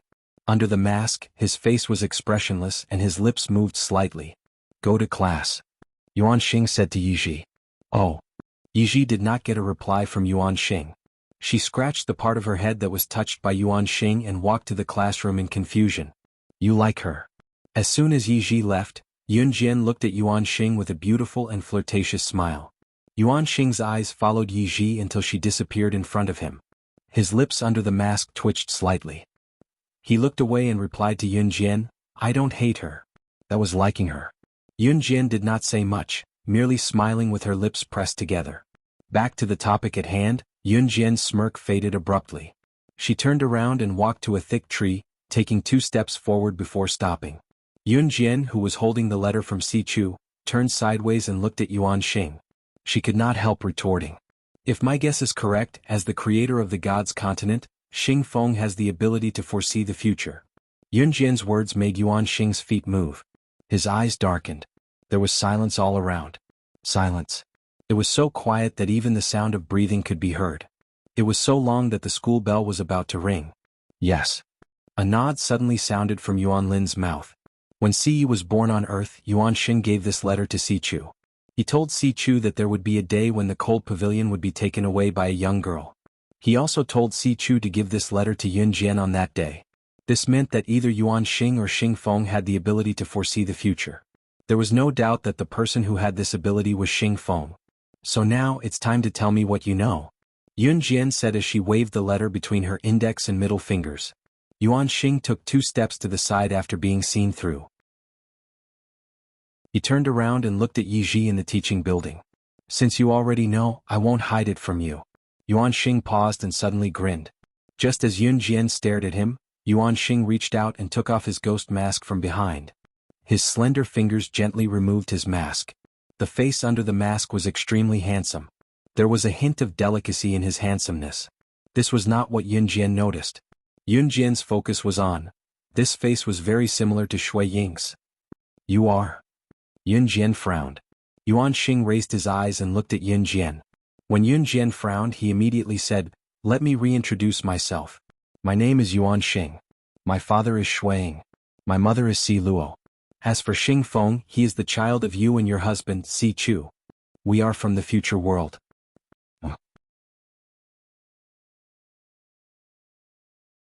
Chapter 2608. We came from the future world. The words made Yun Jian's expression change in surprise. Yes, she had guessed Yuan Xing's identity and Xing Feng's identity. She was even more certain that Xing Feng had the ability to predict the future. But she never expected Yuan Xing was Shui Ying and Si Luo's child. And Xing Feng was. Yun Jian squeezed the envelope in her hand, her face turning pale. The wind blew past Yun Jian. The warm spring wind blew past Yun Jian's ponytail that reached her waist. Her messy hair fluttered in the wind, looking beautiful. But if one looked closer, one could see that Yun Jian had written 2 words on the white envelope in her hand with a black pen. "Save me." The words Xing Feng were inscribed on the letter. It was obvious that Xing Feng had been captured by the mysterious person. "I still have something I don't understand." Yun Jian squeezed the envelope in her hand and looked up at Yuan Xing. "Please tell me." Yuan Xing said. Yuan Xing was still very polite to Yun Jian. Because to Yuan Xing, Xing Feng was his master. Just like how Shui Ying worked for Si. In a sense, as Xing Feng's mother, Yun Jian was half his master. "Will we encounter any mishaps in the future?" Yun Jian asked. When she asked this question, she did not hesitate at all. Yuan Xing lowered his head and looked at the leaves on the ground. 2 seconds later, Yuan Xing suddenly looked up and told Yun Jian the truth without hesitation. "Yes. In the future you, your husband, my parents, Uncle Lin Wei, Auntie Yiling and everyone else. They're all dead. They were plotted against by the mysterious person and forced to perish together with him. In the end, only Xing Feng and I were left. So in order to change the situation, Si Luan, who was Ce and Yun Jian's child, changed his name to Xing Feng and used all his spiritual power to distort time and space to come to the gods' continent that didn't exist at that time. According to the normal course of history, the deities' continent would also appear. The king of the deities' continent would also exist. The Lord God, the Master God and the Master God's father would all exist. However, Xing Feng had come to the gods' continent, where everything had yet to begin. He had become the creator of the gods' continent, adding a stroke to the long river of history. He, Xing Feng, was the creator of the gods' continent. Previously, it was said that Xing Feng had accidentally discovered the deities' continent and created it out of selfishness. This was half true and half false. Xing Feng had indeed come to the gods' continent for his own selfish reasons. However, in order to hide his identity, he had no choice but to mold himself into someone else. The only thing that mattered was that Xing Feng had come from a world other than Earth and the divine continent. This only meant that he had come from the future world. His goal was simple. He wanted to change everything.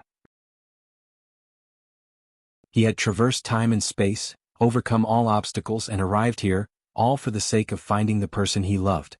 And the 3 divine artifacts left behind by Xing Feng were the key to defeating the mysterious person.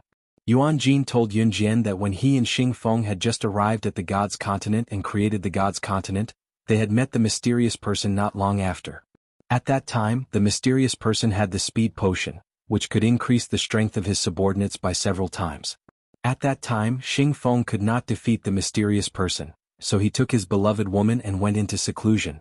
Before Xing Feng went into seclusion, he adopted an adopted son from the gods' continent and made him the ruler of the gods' continent. This adopted son was undoubtedly Si Yi's ancestor. Xing Feng had gone into seclusion, secretly looking for a way to deal with the mysterious person. However, the mysterious person had found his residence and caught Xing Feng and his subordinates in one fell swoop. Only Yuan Jin, who had come to Earth with this secret, was entrusted by Xing Feng. There was no need to explain what had happened after that. Hearing this, Yun Jian's eyes were cold. Her eyes were filled with killing intent, revealing an unprecedented coldness. She was still expressionless, but the words that came out of her mouth were so cold that they could freeze the world. "So, what you mean is that the mysterious man took my child away?"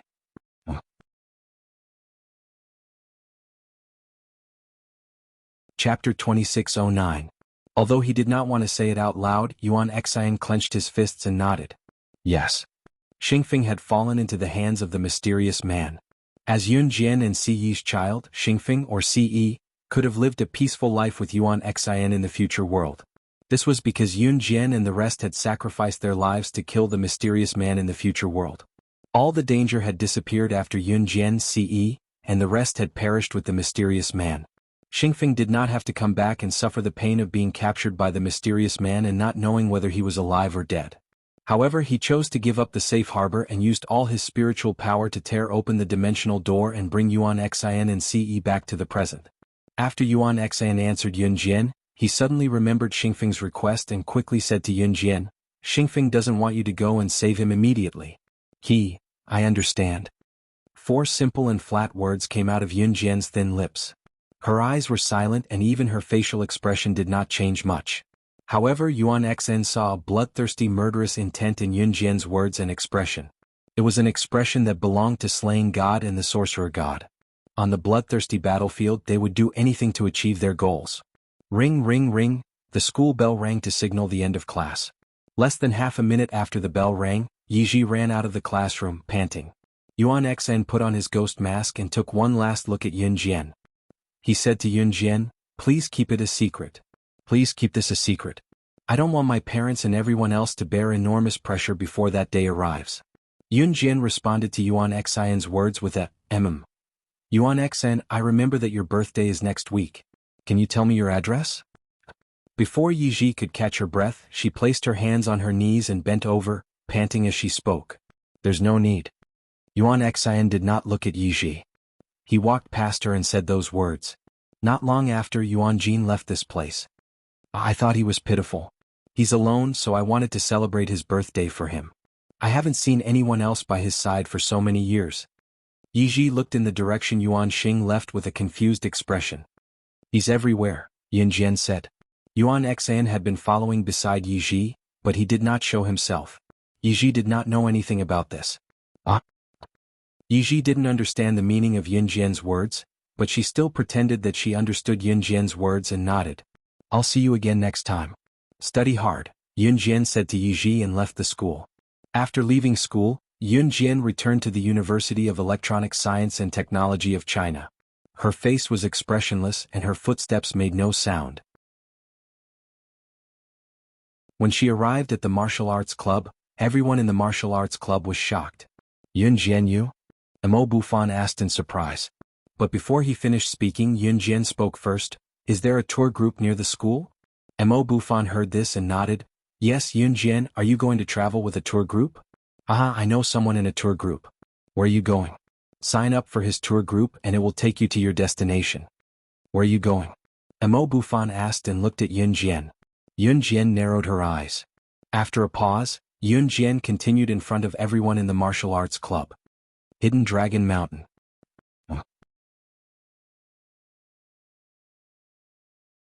Chapter 2610. Hey, Hidden Dragon Mountain? I heard that in that place don't climb to the top of the mountain. The environment is elegant and beautiful, but if you climb to the top of the mountain, you are forbidden to enter. I heard that at the top of Hidden Dragon Mountain, there is a real dragon from ancient times. I don't know if it's true or not. There are many adventurers who like to go to Hidden Dragon Mountain for adventures. I know a tour guide who will bring a group of people there in 2 days. He will tell you where to go and where not to go. Then I'll sign you up? Mo Bufan was very concerned about Yun Jian's matters. As he spoke, he immediately took out his phone from his pocket and scrolled through his contacts. Thank you. Yun Jian responded to Mo Bufan, then turned around and left the martial arts club. Our president is going to go to Hidden Dragon Mountain for a trip. How about our martial arts club's entire tour group go on a trip together? Zhou Huntao stood up and shook his butt as he suggested. Come on. You organize it. A girl replied to Zhou Huntao with a laugh. All right. It's a deal. Zhou Huntao replied.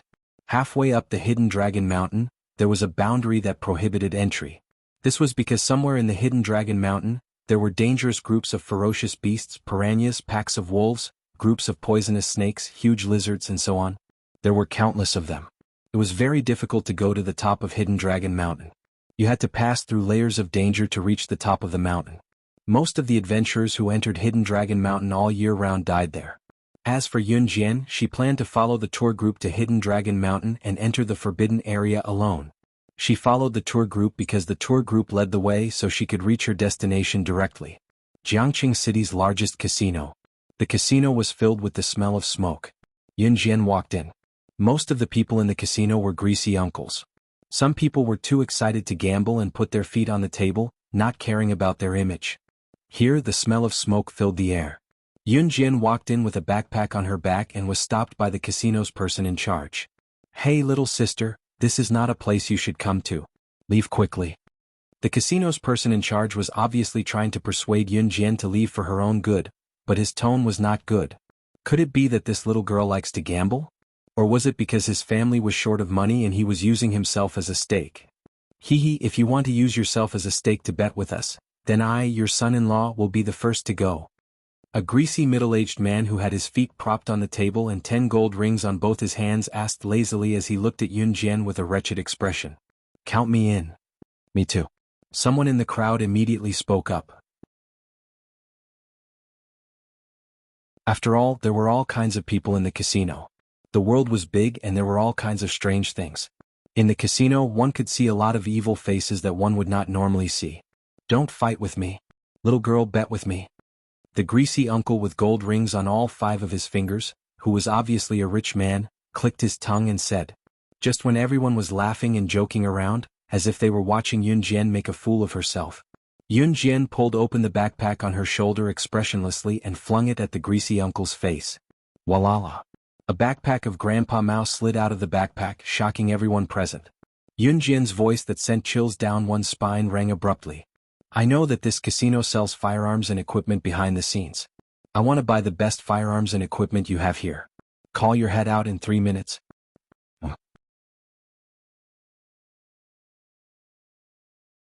Chapter 26:11.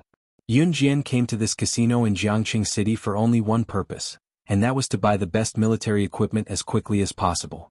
She wanted to go to the forbidden area of the Hidden Dragon Mountain alone. If she met a god, she would kill a god. If she met a demon, she would kill a demon. Anyone who blocked her would be killed. Good tone. Good girl. Ah. Just as Yunjian finished speaking, a burly man who was 178 meters tall walked over from the side of the casino. This 178 meters tall middle-aged man was wearing a gray vest. The muscles on his arms were so thick that they were obvious. He had a long beard and looked older than his actual age. The middle-aged man came in front of Yunjian and said to Yunjian, "Then little girl, what kind of military weapons do you want to buy from me?" After that, the middle-aged man narrowed his eyes and looked at Yunjian. "That depends on what level of military fire you have here." Yunjian's expression did not change at all. At the end of her sentence, she raised her leg and kicked the stool in front of her. The empty stool collided with the stool that the greasy uncle was sitting on, who had been hit by Yunjian's backpack of grandpa money. With a bang, the 2 stools collided with each other. The greasy uncle had yet to recover from the shock just now. At this moment, the backpack that contained the bag of grandpa money that had not been spilled out was accurately thrown in front of the middle-aged man with the help of the elastic force. From the moment Yunjian kicked the stool until now, she did not look away from the middle-aged man's eyes at all. However, she controlled the strength of her feet to the extreme. There was no deviation at all. She used the stool to throw the bag of grandpa money to the middle-aged man's feet without any deviation.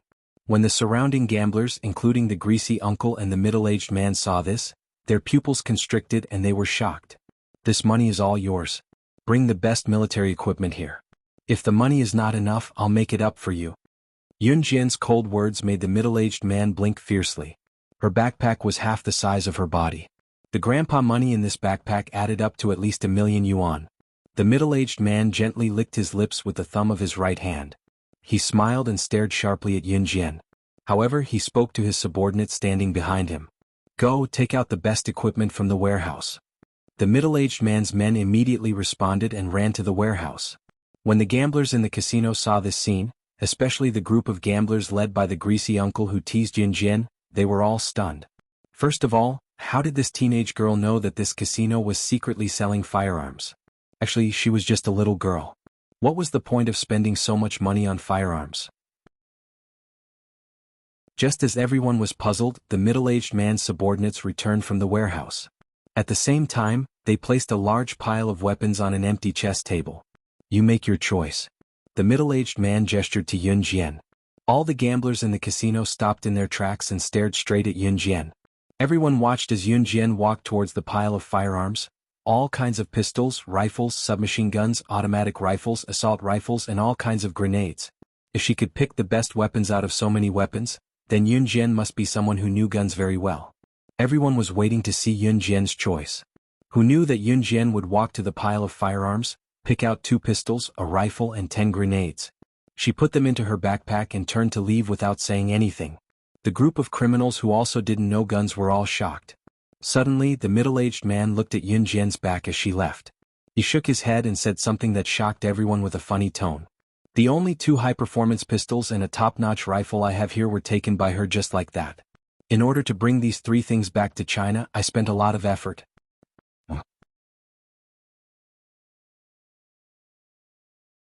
Chapter 26:12. The middle-aged man's words made all the gamblers present feel shocked by Yun Jian.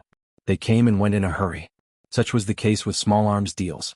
When Yun Jian returned to the martial arts club, it was already 1:30 in the afternoon. After returning to the martial arts club, she put her backpack in a corner of the martial arts club. At this time, Mo Bufan walked over. President, I have already helped you contact the tour group. We can set off tomorrow. You just need to ask for leave from the school. After Mo Bufan finished talking about the key points, he paused and then said, I know a friend who is going to Hidden Dragon Mountain this time. He is the tour guide of the tour group. Tell him where you want to go. He is quite familiar with Hidden Dragon Mountain and will guide you there. Mo Bufan's words made Yun Jian pursed her red lips slightly and nodded gently. Thank you. Hey, what are you thanking me for? The martial arts club is one of us. No need to say thank you. Mo Bufan laughed. Mo Bufan, who was highly sought after by the girls of the University of Electronic Science and Technology of China, and even the female students who knew him to show off, was obedient to Yun Jian. If people knew about this, they would be envious. Early the next morning, Yun Jian went to the tour group to sign up. Those who followed the tour group usually acted in teams. If they wanted to travel to a certain place, it was best not to follow the tour group because there were many restrictions on traveling in a group. Basically, they would not have a good time. One advantage of following the tour group was that they would not find the wrong place. Yun Jian was not traveling. She only needed to find the right place and not take any detours, so she chose to follow the tour group. At this time, not everyone had arrived yet. Yun Jian sat on a bench and waited silently. Coming. Everyone gather here. Until the tour guide waved to everyone indicating for them to gather. On the way to Hidden Dragon Mountain in Yun Province. Yun Jian sat in the last row of the bus. There were groups of 2s and 3s all around, chattering excitedly. Yun Jian sat at the back looking a little lonely. Originally, Yun Jian had decided to go to Hidden Dragon Mountain with Lan Su, but after knowing the truth, she planned to go alone. Are you the girl named Yun Jian that Bufan asked me to take care of? Hello, I'm the tour guide for this trip. My surname is Gu. You can call me Big Brother Gu like everyone else. Sister, you can tell me anything you need along the way. I can show you where you want to go. Bufan asked me to take care of you. You don't have to be polite with me. Yun Jian, who was looking at the window, suddenly heard a male voice. Hearing this, she turned her head to look. A young man in his 30s with a tiger tattoo on his arm chuckled at her. Big Brother Gu was Mo Bufan's friend from the tour group. Hello, thank you, Yun Jian replied briefly. Big Brother Gu, quick. Look for the plastic bags. Someone is going to throw up. Someone in front of the bus shouted anxiously. Hearing this, Big Brother Gu quickly said goodbye to Yun Jian and ran to the front of the bus. The journey was very smooth. When they arrived at the hotel, everyone checked in under Big Brother Gu's arrangements. This hotel in Yun Province was built with bamboo and had the unique aura of Yun Province's ethnic minorities. When her feet stepped on the hotel stairs, they could make a soft creaking sound. After checking in, everyone returned to the hotel after dinner. Yun Jian went straight to the front desk of the hotel. Standing at the front desk of the hotel was a young girl who was about the same age as Yun Jian. This young girl was wearing Yun Province's ethnic clothing. She wore a Miao tribe hat on her head and her clothes were adorned with many small accessories. When she walked, these small accessories would make a crisp rustling sound when they collided with each other. Hello, the young girl said with a smile when she saw Yun Jian walking towards her. Hello, I'd like to ask how to reach the peak of Shrouding Dragon Mountain, Yun Jian said directly. who knew that when the young girl heard Yunjian's words, her hand paused. In the next second, the abacus in the young girl's hand suddenly slipped from her hand onto the table. She looked as if she was afraid and thought of something terrifying. She exclaimed, "You want to go to the peak of Shrouding Dragon Mountain? Come. Wonderful book house." Chapter 26:13. When the girl heard Yunjian's words, her face was full of horror as if she was frightened. Seeing this, Yunjian's expression didn't change at all. She naturally knew the reason why the girl was so shocked and trembling. The top of Hidden Dragon Mountain seemed to be cursed by someone. It was rumored that those who went to the top of the mountain were either dead or disabled. Many adventurers and explorers went to the top of Hidden Dragon Mountain to find the truth, but they all lost their lives here. Just when the girl was stunned, a woman who was more mature than the girl and dressed like the girl, but dressed more maturely, pulled the girl behind her and smiled at Yunjian. "I'm sorry, because some time ago several adventurers went to the top of Hidden Dragon Mountain, and only one person returned here, and that person, he's already crazy. My daughter was scared by the person who came back from Hidden Dragon Mountain, so when she heard the top of Hidden Dragon Mountain, she lost control." This woman was obviously more mature than the girl.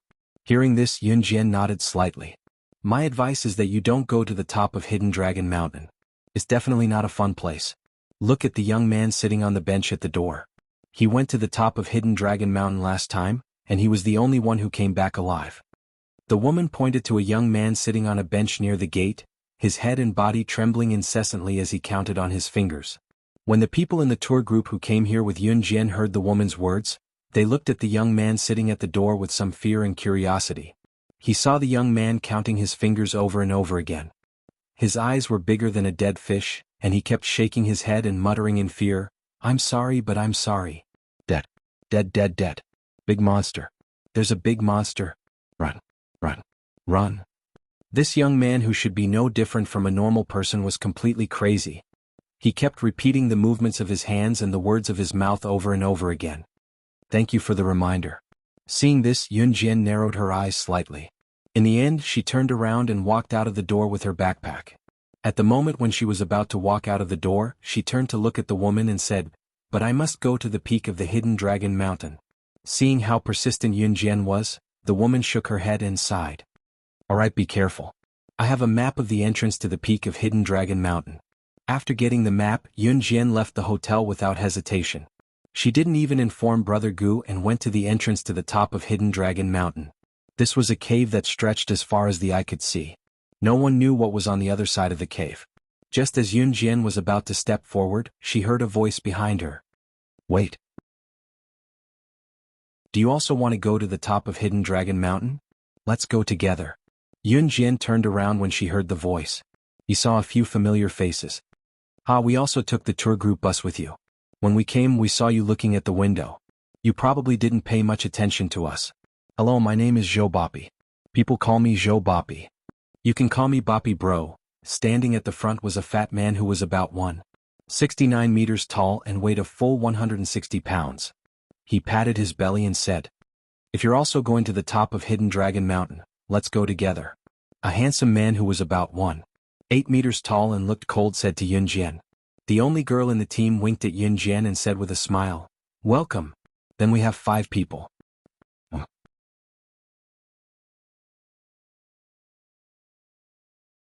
Chapter 26:14. When the girl heard Yunjian's words, her face was full of horror as if she was frightened. Seeing this, Yunjian's expression didn't change at all. She naturally knew the reason why the girl was so shocked and trembling. The top of Hidden Dragon Mountain seemed to be cursed by someone. It was rumored that those who went to the top of the mountain were either dead or disabled. Many adventurers and explorers went to the top of Hidden Dragon Mountain to find the truth, but they all lost their lives here. Just when the girl was stunned, a woman who was more mature than the girl and dressed like the girl, but dressed more maturely, pulled the girl behind her and smiled at Yunjian. "I'm sorry, because some time ago several adventurers went to the top of Hidden Dragon Mountain, and only one person returned here, and that person, he's already crazy. My daughter was scared by the person who came back from Hidden Dragon Mountain, so when she heard the top of Hidden Dragon Mountain, she lost control." This woman was obviously more mature than the girl. Hearing this, Yunjian nodded slightly. "My advice is that you don't go to the top of Hidden Dragon Mountain. It's definitely not a fun place. Look at the young man sitting on the bench at the door. He went to the top of Hidden Dragon Mountain last time, and he was the only one who came back alive. The woman pointed to a young man sitting on a bench near the gate, his head and body trembling incessantly as he counted on his fingers. When the people in the tour group who came here with Yun Jian heard the woman's words, they looked at the young man sitting at the door with some fear and curiosity. He saw the young man counting his fingers over and over again. His eyes were bigger than a dead fish, and he kept shaking his head and muttering in fear, "I'm sorry, but I'm sorry. Dead. Dead, dead, dead. Big monster. There's a big monster. Run. Run. Run." This young man, who should be no different from a normal person, was completely crazy. He kept repeating the movements of his hands and the words of his mouth over and over again.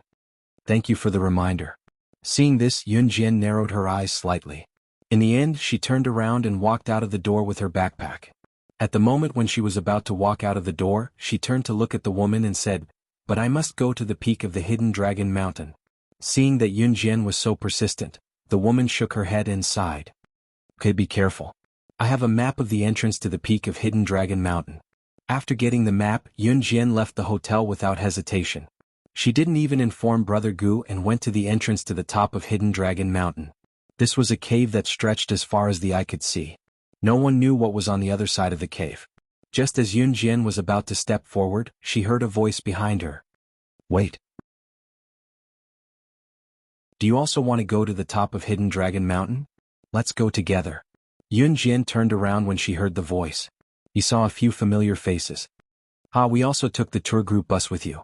When we came, we saw that you kept looking at the window. You probably didn't pay much attention to us. Hello, my name is Zhou Boppy. People call me Boppy Zhou. You can call me Boppy Bro." Standing at the front was a fat man who was about 169 meters tall and weighed a full 160 pounds. He patted his belly and said, "If you're also going to the top of Hidden Dragon Mountain, let's go together." A handsome man who was about 1.8 meters tall and looked cold said to Yun Jian. The only girl in the team winked at Yun Jian and said with a smile, "Welcome. Then we have 5 people. Come. Wonderful book house."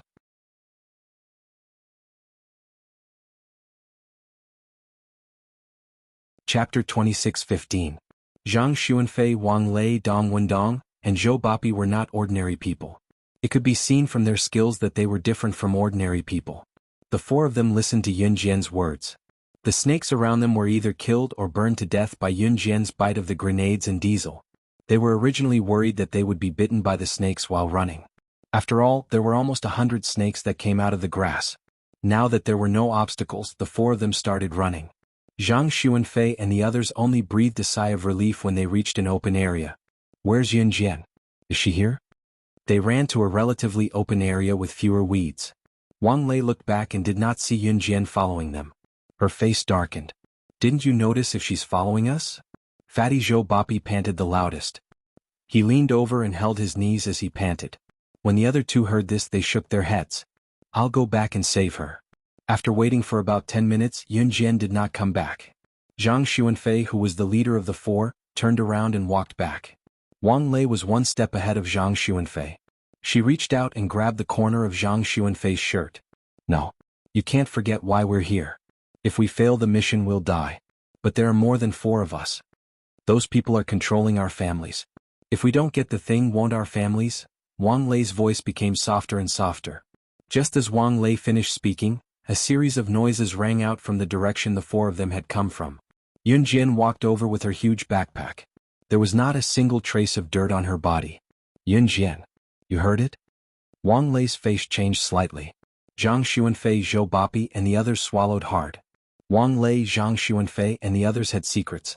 If a normal girl heard Wang Lei's words, she would probably rush up and ask Wang Lei why they didn't go back to save her. Or perhaps, after knowing that Wang Lei and the others had a secret, they kept pestering Wang Lei and the others to tell them about it. However, Yun Jian did not. She carried her backpack and walked past Wang Lei and the others without any change in her expression. "It's time to continue." "Yun Jian, you're not angry?" Wang Lei stared at Yun Jian. Following Yun Jian, she turned around and asked in shock. "If it were me, I would do the same." Yun Jian didn't turn around. She just replied casually. This reply made Wang Lei really speechless. She opened her mouth, but in the end she didn't say anything.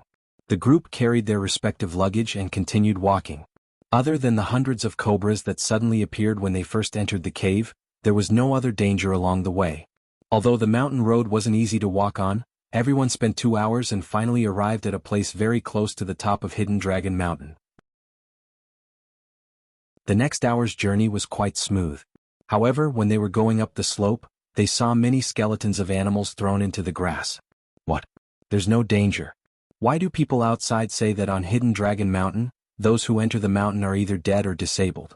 I really don't understand. Fatty Joe Boppy could be considered a lively person.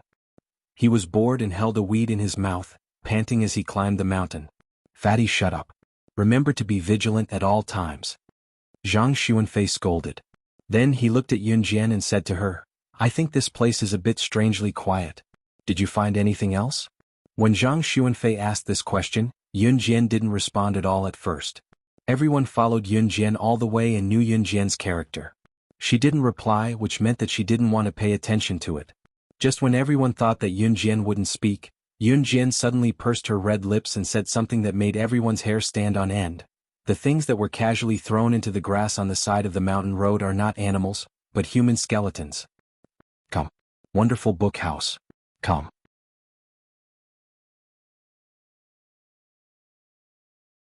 Chapter 26:16. Suddenly hearing Yun Jian's words, coupled with the quietness along the way, Zhang Xuanfei, Zhou Boppy, Wang Lei and Dong Wenming stopped and looked at the skeletons that were casually thrown into the bushes on the side of the mountain road. Those skeletons had been completely scattered and could only be vaguely seen as a pile of scattered skeletons. Under normal circumstances, seeing this pile of skeletons on the mountain, normal people would think that it was a pile of animal skeletons. Yun Jian's words directly shocked everyone. What did you say? All we saw along the way were human skeletons. Wang Lei exclaimed. Yun Jian, why did you say that they were human skeletons? As the leader, Zhang Xuanfei frowned and turned to look at Yun Jian. Although the fatty Zhou Boppy was also frightened, he was much calmer than Wang Lei. At that time, Zhou Boppy looked at Yun Jian and said, if these are all human skeletons, then these people, could it be that they were the people who entered Hidden Dragon Mountain and died in Hidden Dragon Mountain in the past? After Zhou Boppy said this, everyone's face sank. They were completely shocked by Zhou Boppy's guess. At this time, Yun Jian pointed to a huge skull on the side of the mountain road. When everyone was still unsure whether the skeleton on the side of the mountain road was a human skeleton, she said indifferently, that's a skull. That's a head. You guys should be able to tell the difference between a human head and an animal head. After Yun Jian's words, Wang Lei directly grabbed the arm of the fatty Zhou Boppy who was closest to her and screamed in fright, it's a human. That's a human skull. What we saw along the way must be human skeletons. What is this place? How could this be? Wang Lei's scream made the other three people, except for Yun Jian, suffocate in fright. Just when Wang Lei and the other three people's hearts were trembling, Yun Jian suddenly turned over and entered the bushes full of human skeletons. This scene could be said to have completely frightened Wang Lei and the other three. She was just a teenage girl. Wasn't she afraid of the skeletons in the bushes? Just thinking about it made their hair stand on end. And what about Yun Jian? She actually jumped directly into the pile of human bones. Originally, Wang Lei thought that she and Zhang Xuanfei's group of 4 had an unspeakable secret. What happened to them was even more shocking. But now Yun Jian's strange actions were so mysterious that they didn't dare to suffocate. What kind of past had she gone through? Wang Lei and the other 3 were dumbfounded. While he was still in shock, Yun Jian had already jumped out of the bushes full of skeletons. She gently rubbed her right hand as if she was feeling the skeletons that she had just touched. Yun Jian, where did you go just now? Wang Lei asked. As soon as Wang Lei said this, Yun Jian spoke first. The owners of these skeletons all suffered serious injuries when they were alive. You actually know how to perform an autopsy. Dong Wenming, who had been silently holding a laptop in his hand, suddenly looked up at Yun Jian in shock and asked in a daze. Yun Jian nodded slightly. Then, with Yun Jian leading, the group continued to move up the mountain. But because of the things that happened before, when the group continued to move up the mountain, their hearts were suddenly filled with something called horror. Except for Yun Jian, the other 4 people's expressions changed 1,000 times. After another half an hour, the 5 people finally arrived at the top of the Hidden Dragon Mountain. The road up the Hidden Dragon Mountain didn't seem to be very dangerous, but there was a kind of creepy feeling everywhere. It was as if there was something frightening waiting for them. At the top of the Hidden Dragon Mountain was a huge palace. And in front of the palace, there was a large martial arts arena. The architectural style of this large martial arts arena was extremely similar to the martial arts arenas in modern online games. If everything here looked so ordinary as the top of an ordinary mountain, then the large bloodstains on this large martial arts arena gave people a kind of fear that came from the depths of their souls. This large martial arts arena was covered with countless blood.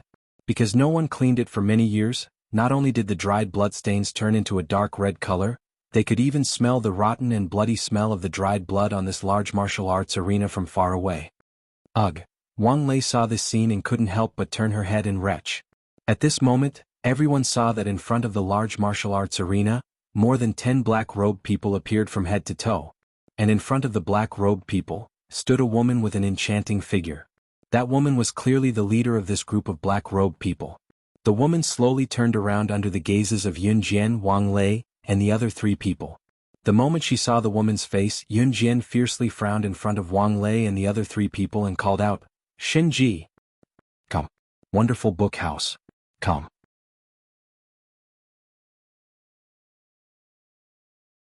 Chapter 26:17. Hidden Dragon Mountain did indeed have a third divine weapon. However, based on the current situation, the third divine tool hidden in Hidden Dragon Mountain must have been taken away by the mysterious person. And this place had been set up with an inescapable net. They were just waiting for Yun Jian to come so that they could capture Yun Jian in one fell swoop. After Yun Jian entered the large arena, a thin layer of spirit energy rose from the semicircular arena. This was enough to prove that the mastermind behind all this was the mysterious person. And the people waiting for Yun Jian here were Shinji and this self-proclaimed younger brother of Master Zhihuang, whose head had been twisted by Ce not long ago. This black-robed man who claimed to be Master Zhihuang's younger brother was called Lin Wu. When Lin Wu saw Yun Jian standing in the semicircular barrier surrounded by spirit energy and leaning back, he laughed loudly again. "This is the spirit energy that Master has just given me. Combined with the 10,000 times potion, this barrier is created. Even if you are the witch god of Yulong continent, you won't be able to escape. Today you are dead meat." From the faint layer of spirit energy barrier that clearly didn't belong to Earth trapping Yun Jian to everything that had happened after.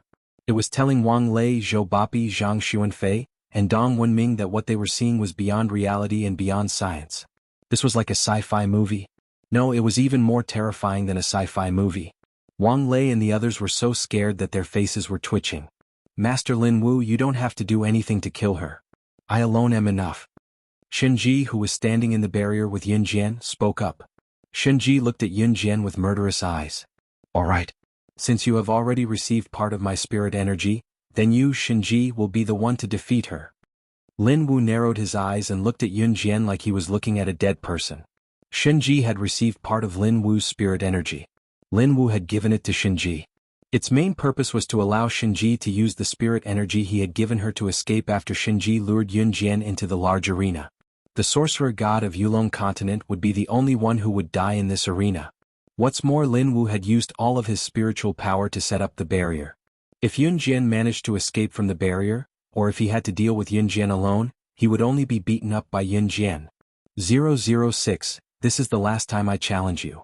Shinji raised her hands. She rested her sword on her shoulder and looked at Yun Jian.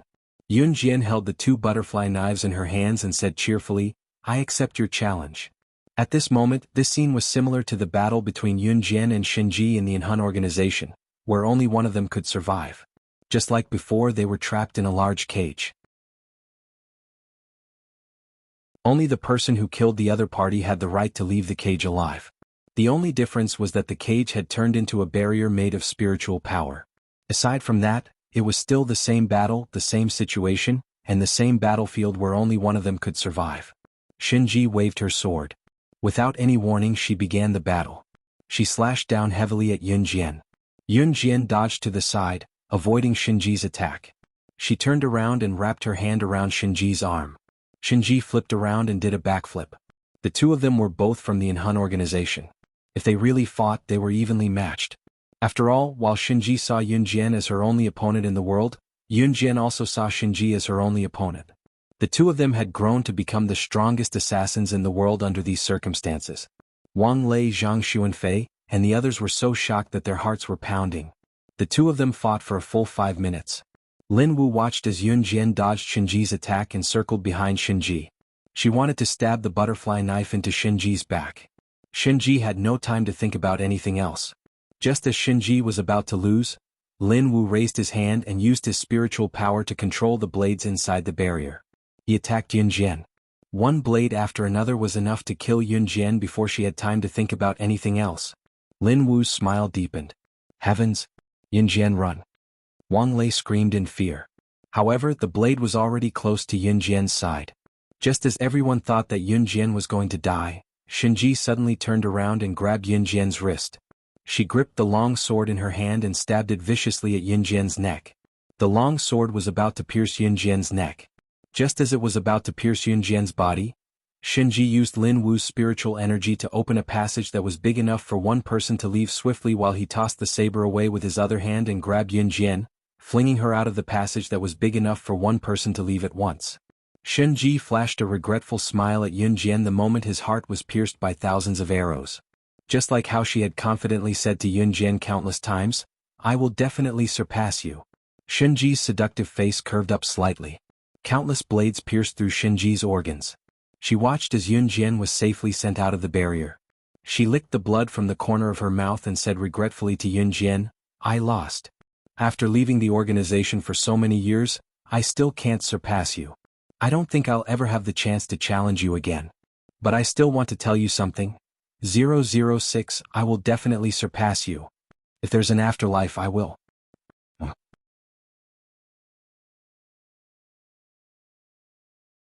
Chapter 26:18.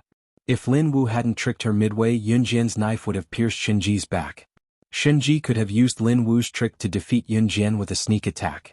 She had a choice, a chance to defeat Yunjian. But she wasn't confident. Perhaps in Shinji's eyes she would only win if she defeated Yunjian fair and square. But she'd spent her entire life chasing after Yunjian. Even at the end of her life she hadn't been able to surpass Yunjian. She knew that if Lin Wu hadn't interfered she wouldn't have been able to get close to Yunjian. But she'd lost the last battle. What a pity. She had no more chances. Shinji felt her organs hurt like crazy. Her eyelids felt heavy as if she could fall asleep at any moment. Being flung out of the barrier, Yunjian knelt on one knee on the ground. Her pupils constricted as the object in her hand rubbed her palm until it was bleeding profusely. As she gripped the item too tightly, blood oozed out of her palm. The blood that flowed from her palm looked like it would never stop, causing Wang Lei, Zhang Xuanfei, and the others who were watching from afar to feel their hearts skip a beat. They'd thought it was just a show of friends betraying each other. Who would have thought that the tables would turn so drastically? Just as Wang Lei, Zhang Xuanfei, and the others sucked in their breaths, thinking that Yunjian would break down and scream like a normal teenage girl after witnessing the scene, Yunjian was stunned. Yunjian suddenly stood up. Her face was still expressionless. She looked up at Shinji who was in the large arena. Her lips curved into a smile that made the world lose its color. While Wang Lei, Zhang Xuanfei, and the others were surprised that Yunjian could still laugh at a time like this, Yunjian took 2 steps forward. 3 seconds before Shinji closed his eyes for the last time, she mimicked what she had retorted the first time she met Shinji and spoke softly, "I'm sorry. No matter how many lives I've lived, you will always be defeated by me. I will wait for you. Remember your promise. My opponent can only be you." Yunjian had never admitted to Shinji that she saw her as an opponent. Because of this, Shinji couldn't accept it. She wanted to surpass Yunjian. She wanted to make Yunjian admit that she saw her as an opponent. Shinji had fought hard for her short life just to prove herself. She did not ask for anything else in her life but for Yunjian to acknowledge her personally. That way she could die without regrets. Shinji had a dream. A very, very long dream, one that she would never wake up from for the rest of her life. In the dream, 2 8-year-old girls had met for the first time in a cage made of iron. But their first meeting had been met with no other choice. In her dream, she pointed the knife at the other party and swore loudly, "The one who can walk out of this cage today is me." In the dream, the other girl, who was covered in blood like her, had a cold look in her eyes. Her eyes were as cold as the blood and wounds on her body. That was the first time she'd heard her speak.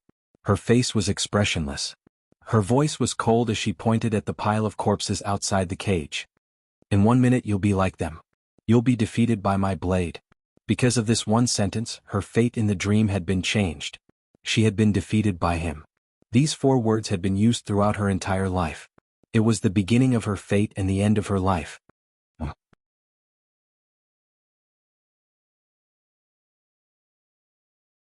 Chapter 26:19. Yun Jian. Wang Lei said worriedly when she saw that Yun Jian was tightly clutching something that she couldn't tell from its appearance. Yun Jian's current state scared Wang Lei. If Yun Jian's appearance had made Wang Lei and the others feel that she was just a naive teenage girl when they entered the cave, then now, they were filled with doubts about Yun Jian.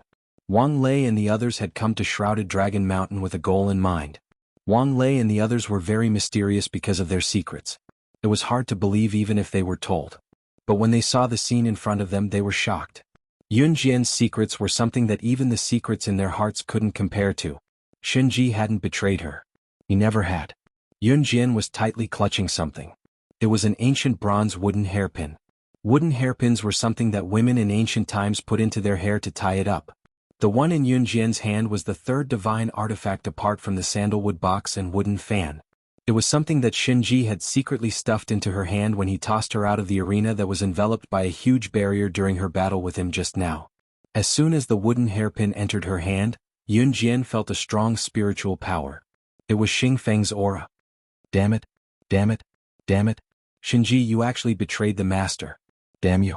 When Lin Wu saw this he was so angry that he went crazy. He clenched his fists tightly, and a wave of spirit energy that was clearly not as strong as before flew out from his body and rushed into the large battle arena that was surrounded by a barrier. Puff puff puff. Shinji's corpse was trapped in the large arena by the powerful barrier. More blades stabbed into it and the corpse was unrecognizable. You actually dared to betray the master. You actually dared to betray me. Die. Lin Wu seemed to have gone crazy. He began to madly destroy Shinji's body. The master that Lin Wu spoke of was undoubtedly the mysterious person. But 3 seconds after Lin Wu destroyed Shinji's body, his spiritual power seemed to be blocked midway. He suddenly stopped in place. Lin Wu's expression changed drastically. It's you who deserves to die. Just as Lin Wu raised his head, he suddenly saw the girl who was standing in the distance slowly walking towards him. The blood that flowed down from her palm splattered all the way, but Yun Jian seemed to have lost her sense of pain. Her face was expressionless. Wherever she went, the blood followed. Lin Wu's heart tightened. The 10 black-robed men standing beside Lin Wu attacked Yun Jian one after another.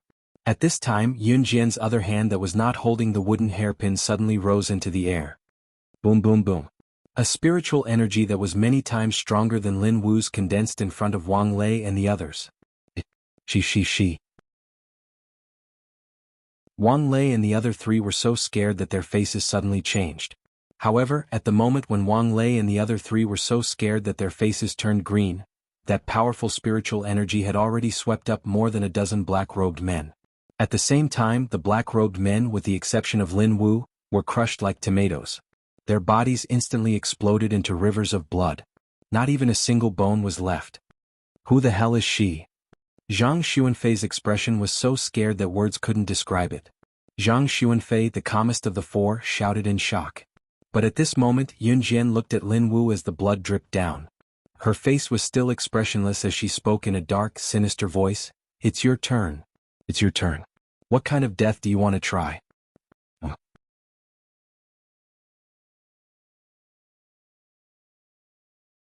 Chapter 26:20.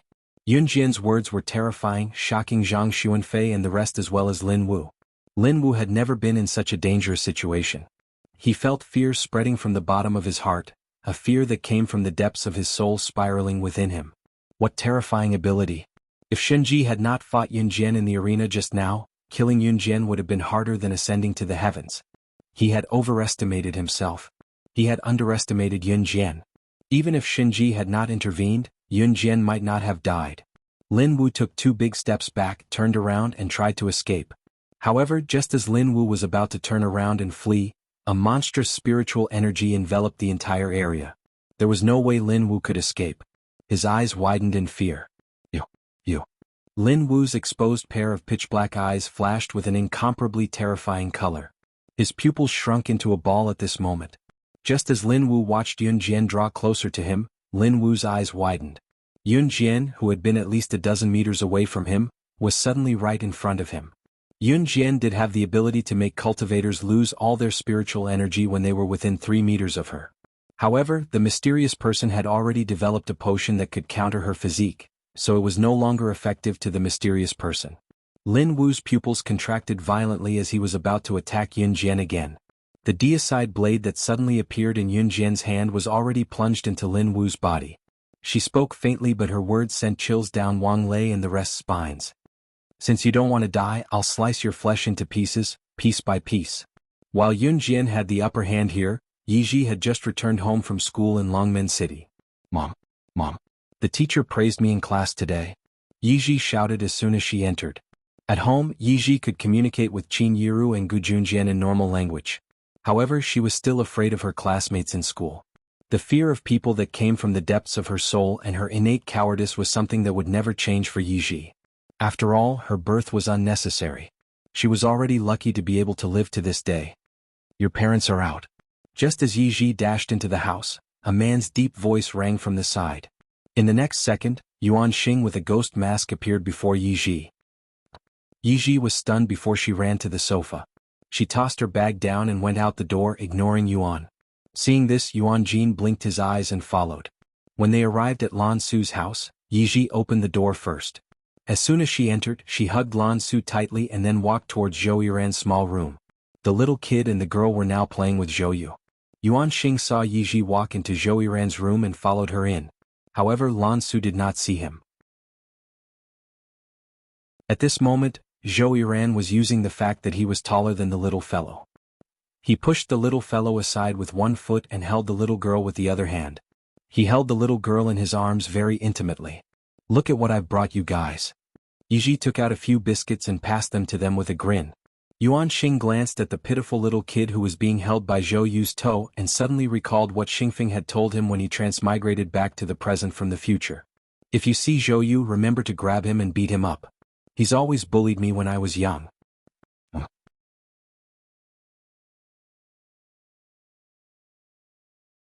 Chapter 26-21. If he guessed correctly, this little guy who was being pressed down by Zhou Yuran's foot was Xing Feng, the one who took charge of everything and traveled through time with him unswervingly. Cough. Yuan Xing looked at the little guy pressed down by Zhou Yuran's foot and compared him to Xing Feng. He almost laughed out loud. But in the end, Yuan Xing suppressed his laughter and coughed softly. He walked over and picked up Zhou Yuran according to Xing Feng's instructions. What are you doing? Are you bullying the child? Let go. Let go. Yi Ji saw Yuan Xing suddenly grab Zhou Yuran. She walked over and grabbed Yuan Xing's sleeve, desperately trying to drag him out of the door. Yuan Xing could only let go of Yi Ji's hand. When he first met Yi Ji was still very afraid of him. He didn't expect Yi Ji to be so bold as to grab him. Yuan Xing narrowed his eyes. Just as he let go of Zhou Yuran's hand, Zhou Yuran slid back onto the bed and angrily kicked Yuan Xing's wrist. With this kick, Yuan Xing's hand was kicked away and landed on Yi Ji's voluptuous breasts. Because he didn't react in time, when he grabbed Yi Ji's chest, Yuan Xing's hand reflexively squeezed. The air was silent for a while. Yuan Xing and Yi Ji were both stunned. When Yi Ji finally reacted, she pushed Yuan Xian's hand away and muttered under her breath as she ran out, "Hooligan! Pervert!" Yuan Xing, who was standing in the same spot, didn't expect this. But that touch was soft. Cough, it was very comfortable. Yun Jian spent an hour cutting Lin Wu into pieces. Wang Lei and the others were already sitting on the ground, completely shocked by the bloody scene in front of them. After cutting Lin Wu into pieces, Yun Jian didn't even look at Wang Lei and the others. She took Shinji's body away and quickly disappeared from their sight. It was as if she had never been to Hidden Dragon Mountain. Shinji was the same as Yun Jian. He was from country Z. Yun Jian spent 3 hours to find Shinji's hometown. She still remembered one time, the only time when she and Shinji had sat shoulder to shoulder and talked all night. Shinji said that other than surpassing her, she also had a dream. She wanted to be buried in her birthplace after she died. She wanted to be buried like a normal person and enter the family tree. Yun Jian had been abducted when she was young and entered the Enhun organization. Shinji, on the other hand, had run away from home and joined Enhun of his own free will. Shinji was born in a family that favored boys over girls. Her parents treated her like a slave when she was young, and even called her an adopted daughter. When she was young, she couldn't bear it and ran away from home. Coincidentally, she joined the Enhun organization. However, when she joined the Enhun organization, she did not know that the survival of the organization was so cruel. After Shinji left Enhun, he never looked for his family again. Qinghai City Hideout Town. Haidao Town was completely different from Xinjiang Town. Most of the residents of Haidao Town relied on fishing for a living. Although it was a town, it was rich in seafood. Furthermore, it was a coastal city, so the economic conditions were not bad. Yun Jian held an urn of ashes in her hands and knocked on the door of a courtyard house in Haidao Town. Shenji's family still retained the ancient courtyard house style, and their way of life was still the same. The mother-in-law and daughter-in-law lived together, and the uncle and sister-in-law lived together. Yun Jian had seen the woman who opened the door before. She was Shenji's mother, Yun Hua. You are. Yun Hua glanced at Yun Jian and asked casually when he saw that it was a girl who knocked on the door. Yun Jian also glanced at Yun Hua and was about to enter. I'm taking your daughter to the ancestral hall. The ancestral hall was the place where the clan worshipped their ancestors or sages in ancient times. It was also the place where the clan leader exercised his authority. If ordinary clansmen violated the clan rules, they would be educated and punished here. Clearly, Shenji's family still retained the style of the previous century. Entering the ancestral hall meant that it was an honor for such a family to be buried and enter the family tree. However, Yun Hua's expression suddenly changed when she heard Yun Jian say, her daughter. She swished in front of Yun Jian and said with an extremely ugly expression, Who are you? I've never had a daughter. My family only has 3 sons. How can I have a daughter? How dare you talk nonsense in front of someone else's house? I'm going to call the police. You're tuning in to the Dreamy Chapters YouTube channel. We're so grateful for your support, and don't forget to subscribe to join us on this incredible journey through captivating stories. Your generosity through donations truly makes a world of difference, as it's the primary source of revenue that allows me to expand and enhance this channel for you. Thank you from the bottom of my heart for being a part of this adventure.